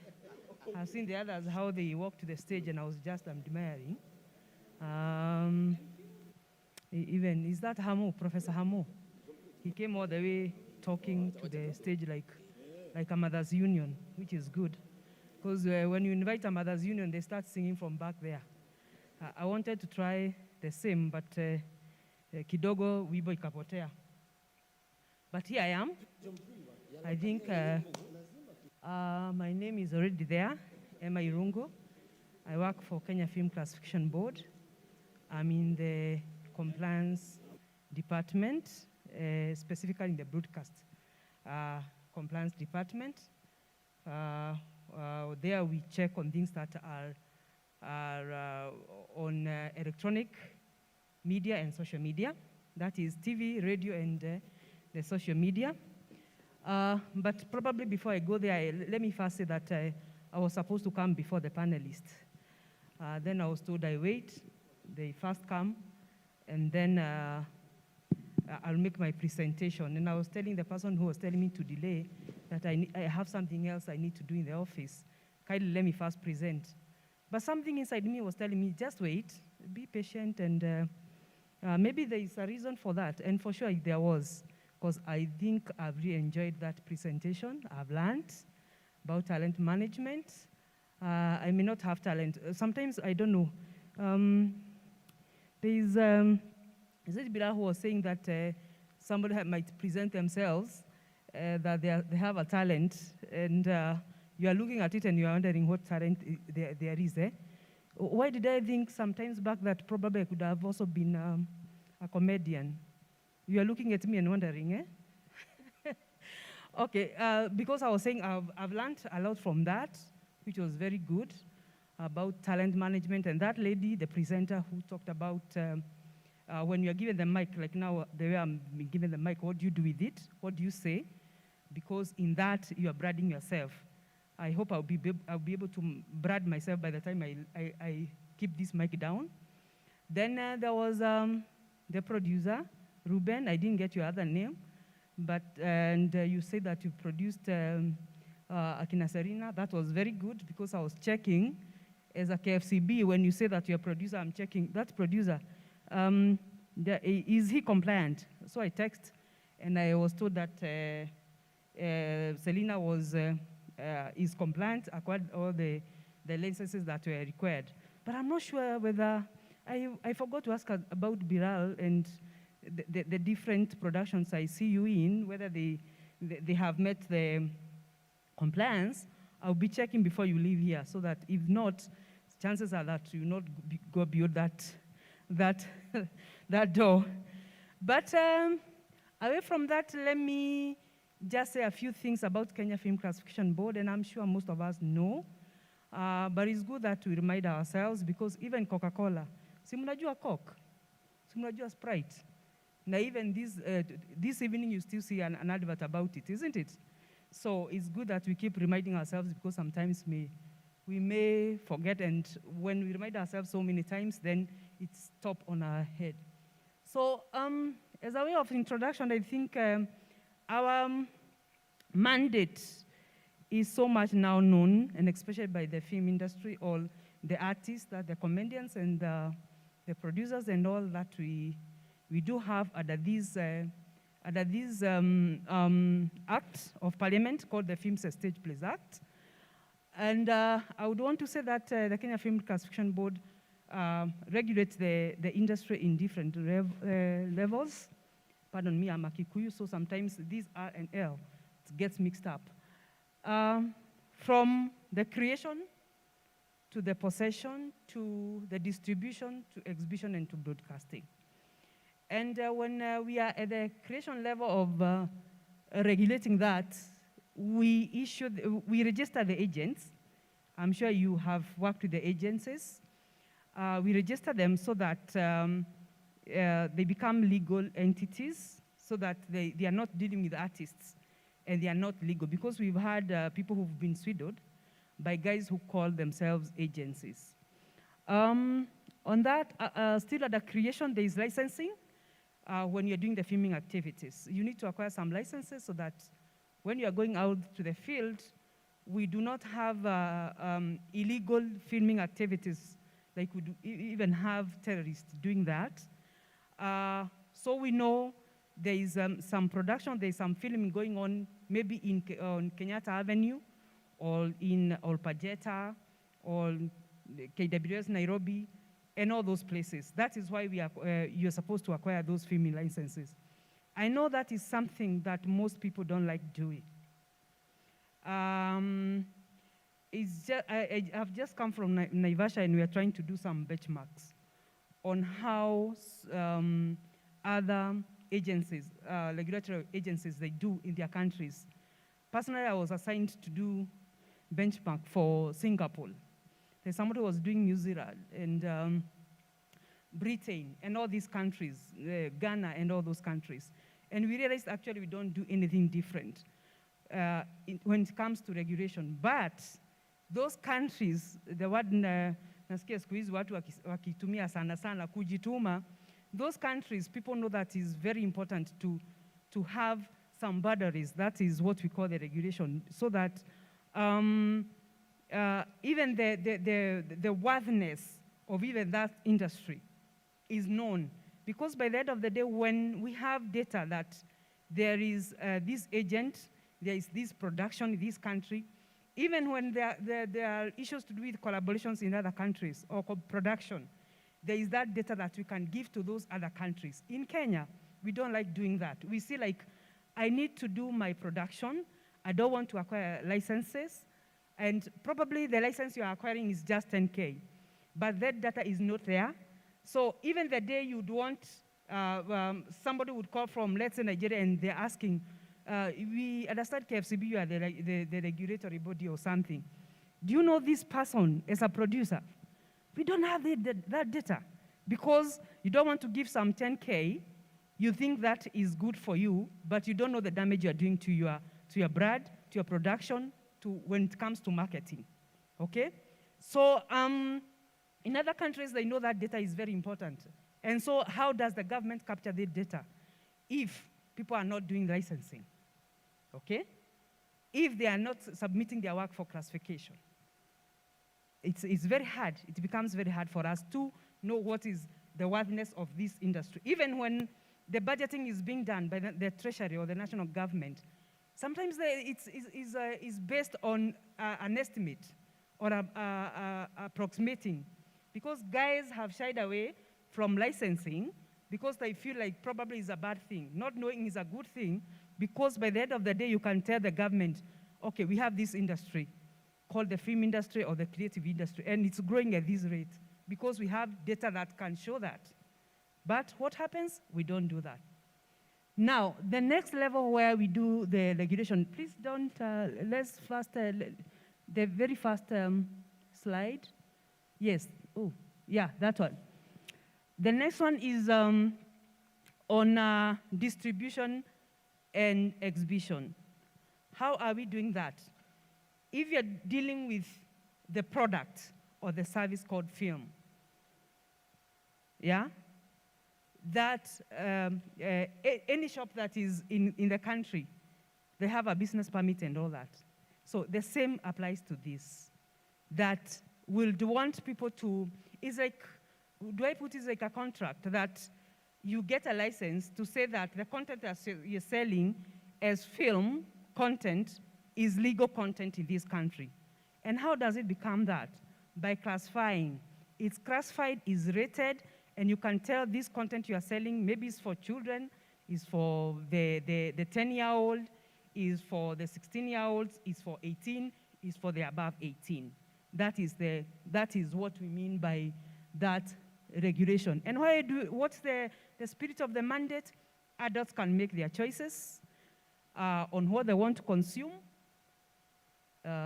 hoping they will not consume poison, on what they want to consume. But for children, government has an obligation to take care of the children, even my own children, because I can also harm my own children, isn't it? If I wanted to harm my child, government will still come for me. Because by the end of the day, even if it's my child, this child also belongs to a society and belongs to Kenya, all right? Anybody else can take care of that child, even if that child was mine, isn't it?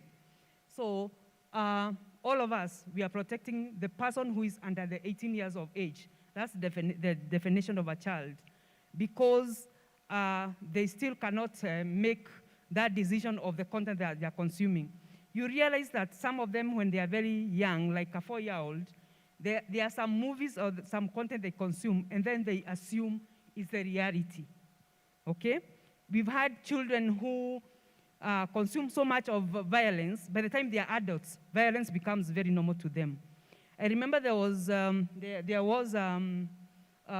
research that was done in US. There is a time there was issue of children shooting each other in the schools. And they realized it because of how they were brought up. They were so desensitized because there's a lot of guns all over, and so for them, it was normal to want to shoot the other. It's just something that I realized these days. In the estate where I stay, I always realize that we have, it's an estate where we don't have, what do I call them, amenities. Hakuna uwanja kubwa ya watoto kwenda kucheza. So wanachezea kwa barabara, barabara za estate. Then I have realized every time you are driving in, hawa watoto na wako na bikes, hawakuondokei. Una drive, sijui kama you guys have realized that in your estates. They don't move away. Ni wewe stop. we realize mimi niko na bike na niko kwa barabara, so stop kwanza nipite.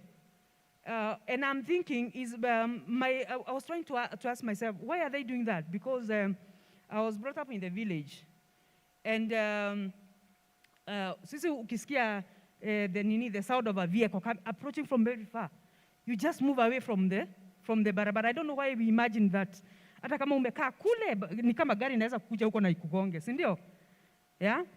And I'm thinking for them, wamelewa na cars all over, so they are so used to it, they don't see how it can harm them. They don't see how it can be a danger to them. That's my thinking. It's not that I've done a research, but I was trying to look at how I was brought up and how they are brought up. Probably amezaliwa akapata gari ikiwa tu hapo, so haoni what's the big deal, vile inaweza kumharm. Lakini for us, you used to see vehicles over Christmas. Watu wa Nairobi wakikuja sasa ushago. So the next one is, let's move to the next one. I think I'm done with that. I was saying why we do that. Probably I should have said that also because of the national values and culture. Because you realize that even what the artist here, you as artist, what you enact is because of what you have picked from the society. And once you enact it, like that was Akuku in Danger or something? He's called Akuku Danger. What he's talking about probably is what he's picked from his childhood, what he picks from the environment, isn't it? That's what we reenact in terms of stage performance or even a film, okay? So we get our inspiration from our culture, from our values, from the national values that we have. When we want to imitate a politician, those are the values they have. Probably we want to call them greedy or whatever other term we want to use. Those are the values they have, isn't it? And those values, when they are in the film, they are another communication to another person, okay? So when you communicate through a film, of course, the films you do or the comedy you do, it has an agenda, isn't it? By the end of the day, that piece has an agenda. It has an agenda that you want to achieve, isn't it? So that is also the reason why we do that. And we are saying from that Films and Stage Plays Act, Section 12, it says that no film or class of film shall be distributed, exhibited, or broadcast, either public or privately, unless the board has examined and issued a certificate thereof. I know here we have a lot of issues with the artists. Professor Hamu has just said that the way it has been difficult for you guys. But you realize something, mlichungulia YouTube, Instagram and all that, and even TikTok. I understand Aziad is one of the ladies who are smiling to the bank. But we always forget that even when you are on YouTube, that content needs to be classified. Because the assumption is, like when I produce something and I put there, and I know most of even comedians that they have now become YouTubers, and so they are film producers. So many, Jalango has Jalango TV, we'll have like Akina Eriko Mondi, and so many other people now, they have YouTube channels. That's a film distribution platform. The lady there has just said that you have tried, umejaribu YouTube, kuna some, did you say how many? Oh, what's your name? Probably I would also want, I can go and subscribe and add to your numbers.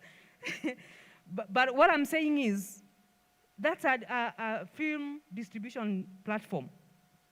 So what you're putting there, because I want to believe is something you have recorded, is no longer staged like the way I am on stage. You have recorded. Definition of a film is anything audiovisual recorded, and then it's thrown into public space. YouTube is a public space. So you guys who are here are lucky today to know that you're supposed to have that content classified before tukwena my issues. Because let's be law abiding, because we avoid a lot of conflict. And most of the times when we are law-abiding, we'll find a lot of peace when we go about with our businesses. We'll find a lot of peace. Next, please. I wanted to talk about the cross-jurisdictional mandate with the Communications Authority of Kenya, because we have this donated mandate in Kika that speaks to the broadcast content, as I've said, and this in regard to TVs and radios. That's where we have what we call watershed period, time from 5 a.m. to 10 p.m., when the content that's supposed to air is supposed to be family-friendly. Okay? Next, please.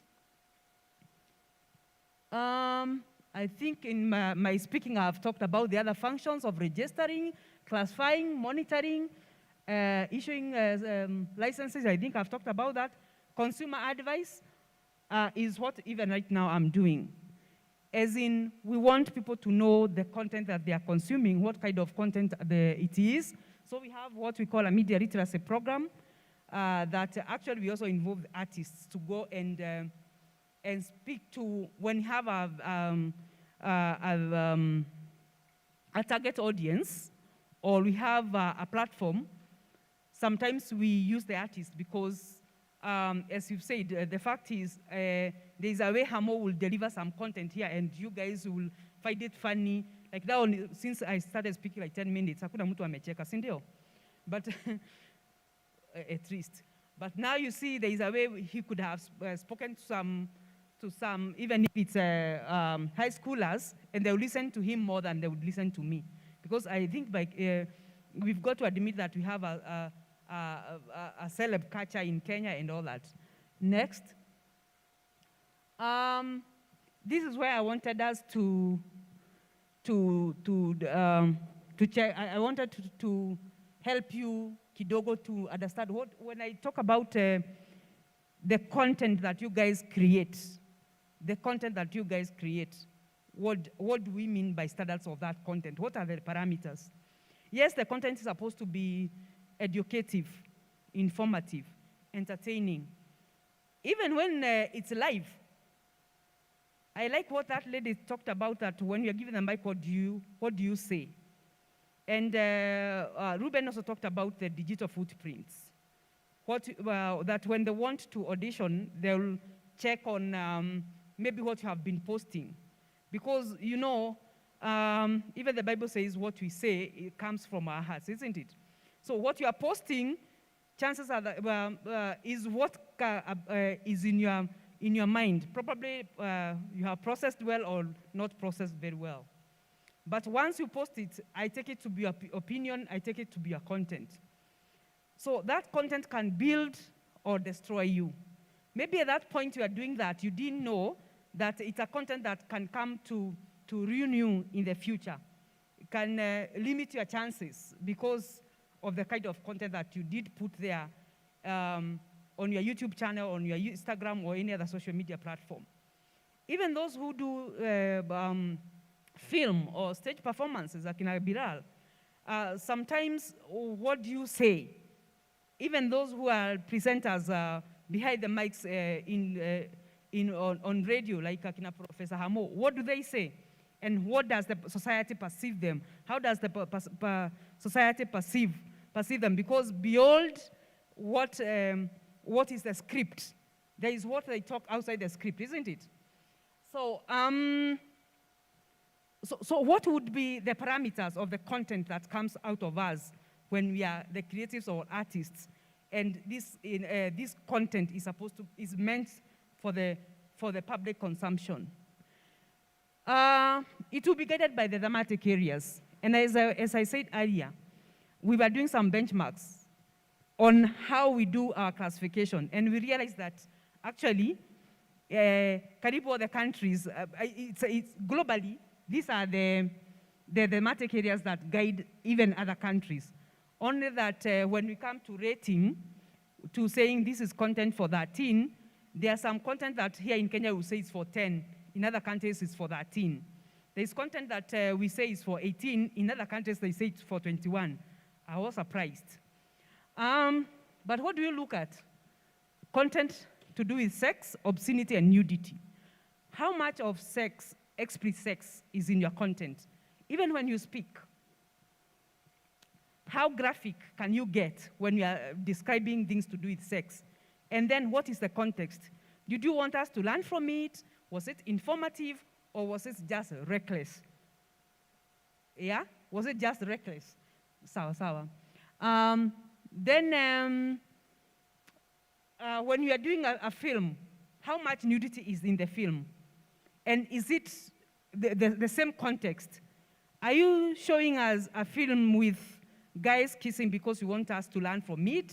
Or is it just a scene which is not adding, is not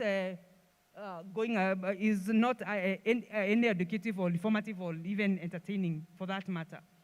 Okay? Then we look at crime, violence, and imitable behavior. When we are making that content, we should be cautious that there are some things that you can put in that content that, as I said about children, that children will pick and think is something that they can imitate, they can pick, and probably to be harmful to them. We've had issues of children trying to commit suicide. You heard of a case of a child who watched, I can't remember the dad said is what film, I've forgotten the title, but these children were twins. And one watched the other putting an, was it a tie or something? And that child actually died because ali committed, ilimnyonga bila yeye kuona ni kama, alikuwa anaona kama ni fun. Na huyu mwingine wa 7 years anamwangalia. Lakini haoni the danger, but one of them died.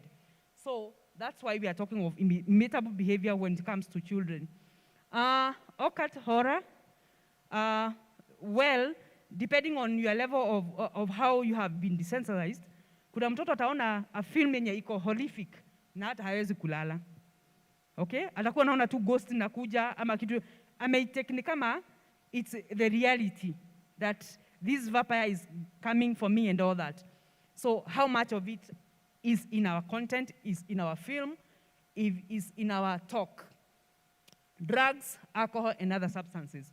When we are making a film, I know there is a way alcohol, and especially well-matured or expensive brands, they are associated with a lifestyle.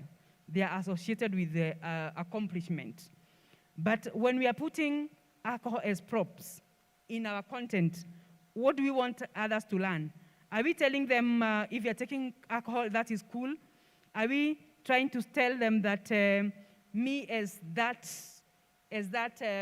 actor, I became successful because of taking this brand? You get? So it must be put within context that is not going to be on set to mislead other people who are going to watch that film. Religion, community, issues with a film or content that would want to put like one community is superior than the other. Okay? I know sometimes I've had presenters who on air, they would want to say like, sorry, I'm repeating it, but it's because of this talk for today. They would want to say like, Kambas love sex. But I'm wondering, is there a tribe that doesn't love sex and yet they reproduce? Is there? Yeah? Or we want to say that Luyas, they love eating. Kuna mtu hakulange kweli na bado anaishi. Unaget? So, you know, there are those stereotypes. When we put them, depending on who is saying, what is the tone, it may be taken to be like the truth. Okay? And I know, we know we are heading to electioneering. And a lot of these community stereotyping will be done. Because Kenya somehow we are tribal. But when we are putting it on film, what is the purpose?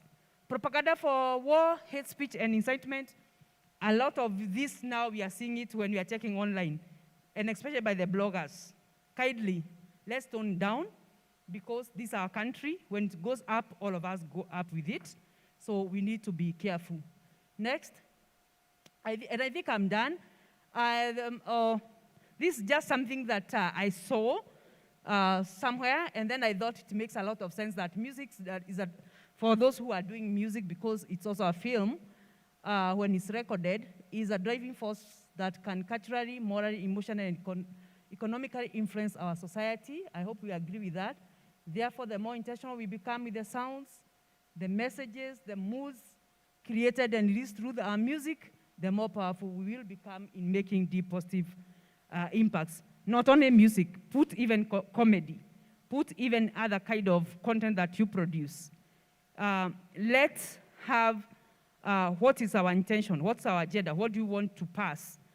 How do we want that content to be perceived in some years to come? Because there is content you may produce today, but in some years to come, you look at that content and you'll be ashamed of yourself. Your children will look at that content, they'll be ashamed of you. You'd want to change because probably you'd want to grow like those guys who have said that they used to be actors, but now they are behind cameras. You'd want to grow. But the content that you did put somewhere as your digital footprints, it puts people off. And we know there are people who even miss out on corporate endorsements because of the content that they make, okay? We know there are some films we've tried to sell to other markets when we have film festivals outside the country. They can't go through because the content they've made is not even adult. You just watch the film, you are examining it, and you are wondering, what do they want to achieve with that? So let's have a lot of thinking, what do I want to achieve with the content that I create? Because by the end of the day, that's how you be judged. Thank you very much for listening to me, and thank you, Daytona, for the opportunity. God bless you so much.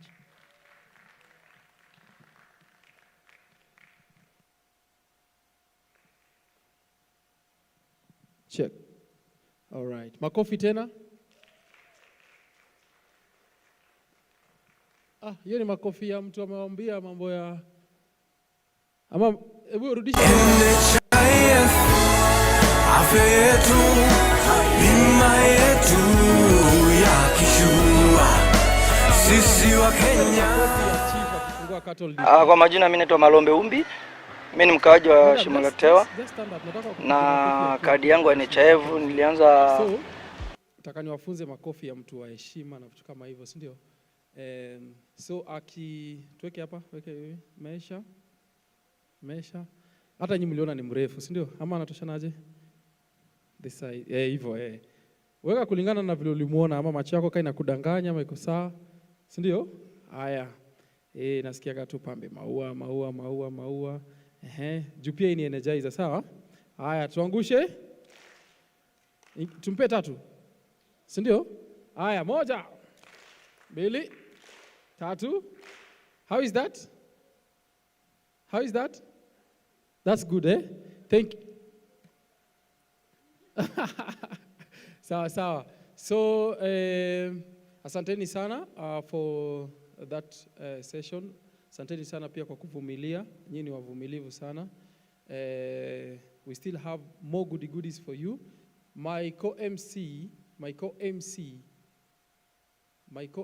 and Mercy kindly arrange for some more goodies. Want to give you guys a break because we've partnered with amazing brands here. We have Kericho, Gold. Mr. Goody is here. So he's going to give us some goodies. And of course, we also have the House of Manji. So we'll give you a break to go and sample and enjoy.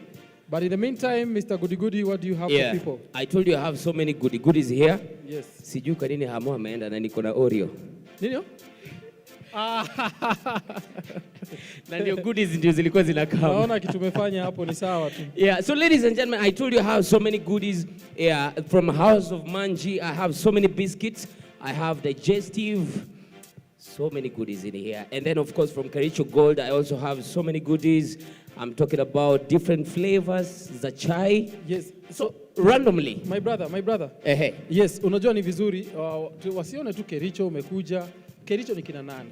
We need to give them some good profile ya Kericho. So I have their profile here. Yes. Kericho Gold was launched in 2002. It's a brand of Gold Crown beverages. Ama ulisema tunapronounce aje? Beverages. You're on track. Kenya Limited, eh? Yeah. A subsidiary of Global Tea and Commodities Kenya Limited. Yeah. One of the largest exporters of black tea in Kenya. Yeah. We are the leading premium brand in Kenya and East Africa and have have what? Have an impressive growth in other parts of the world. Yeah. Kericho Gold teas and infusions are tasty and full of fragrance. That is why there is no added sugar, no artificial colors of preservative. Yeah. Just the great lasting flavors. Yeah. We have several ranges of teas that are classified as black tea, specialty teas and infusions. Yeah. Attitude teas. Attitude teas. Ni gani iko hapa? Kericho wakuja tuoneshe attitude tea. Usema attitude. No, this one is spiced tea. This one is spiced. We have different flavors, of course. Yes. And then we have, this is just the tea bags. They have a pyramid teas. Yeah. Cold brew. And then, of course, we have the purple tea. And they have string and tag pyramid. Yeah. Yes, amazing. They have different varieties. Yeah. So, ladies and gentlemen, I hand you over to this guy. Now, Mr. Goody Goodies. Yes. To plan a goody goody. Now, ladies and gentlemen, there is a lady on my far right, and there's a gentleman on my far left. Sio kupendelea, but definitely I also wanted to give them a gift because against all odds they are here. Please. So. Utafika? Yes, no. Amesema she'll get here. Amesema atafika. Yeah, and for the gentleman on my extreme left, the super Ndakutuma. DJ. Ndakutuma. Yeah, just hold on that. Hold a bit. And then chai inafaa iende na biscuit. Yeah, that is to the gentleman over there. A very big round of applause, ladies and gents. And he's not only a gentleman, but he is one of the renowned DJ in East and Central Africa. DJ Euphoric. Wapi makofi yake? Wapi makofi yake, ladies DJ and gents? Euphoric. Yeah, and then you also walk away with that. And I also get to give you a bus.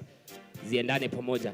Now, I need two gentlemen real quick, and also two ladies. Yeah, this is just random. And two gentlemen and two ladies. Thank you very much. Changamke, hebu jitokeze. Jionyeshe. Yeah, bro. Can we get a lady from that row, kindly? Yeah, maybe we just tell them your name and why you are here. Wawili. Sawa. Yeah, your name and why you are here. My name is Khan. I came here to learn and network and have fun. Oh yeah, you came to have. All right, karibu sana. My name is Muchama Omundi. I came here to learn about financial literacy and also get opportunities to grow as an artist. So I do the same to this? Yeah, please do the other on the other side. Now, wacha nimalizane, gentlemen. Now, because is there anything you've learned? Is there, what exactly have you learned? Ile tu kamoja tu ile yenye utaenda nayo nyumbani. I have learned that even if you may see people today on screen, know that there's been a very tumultuous journey behind them. Yes, no one just comes out of nowhere. There's a lot that has been done in order for them to reach where they are. Splendid. Bro, what did you learn today? That one? Basically, financial literacy is very important. And it's a personal responsibility as an artist first before you even go to get help from someone else. All right. I'll want you to pick something that you love from this basket over here. This is courtesy of House of Manji. And you also get to pick one. No, ama wacha nipeane. Naona mtamalizia. All right. Karibu, bro. And then you'll get to walk away with this. Nivo, bro. And then, of course, now, mommy, courtesy of House of Manji, we also have the beautiful ladies over there. Yes. Yes. So, House of Manji, yeah. Ulisema ni biscuits. It's called biscuits. Biscuits. Yes. Yeah. So biscuits. Biscuit unaenda Turdiboro. Yeah, you get to walk away with this. And Muzinga ya biscuit. Ati?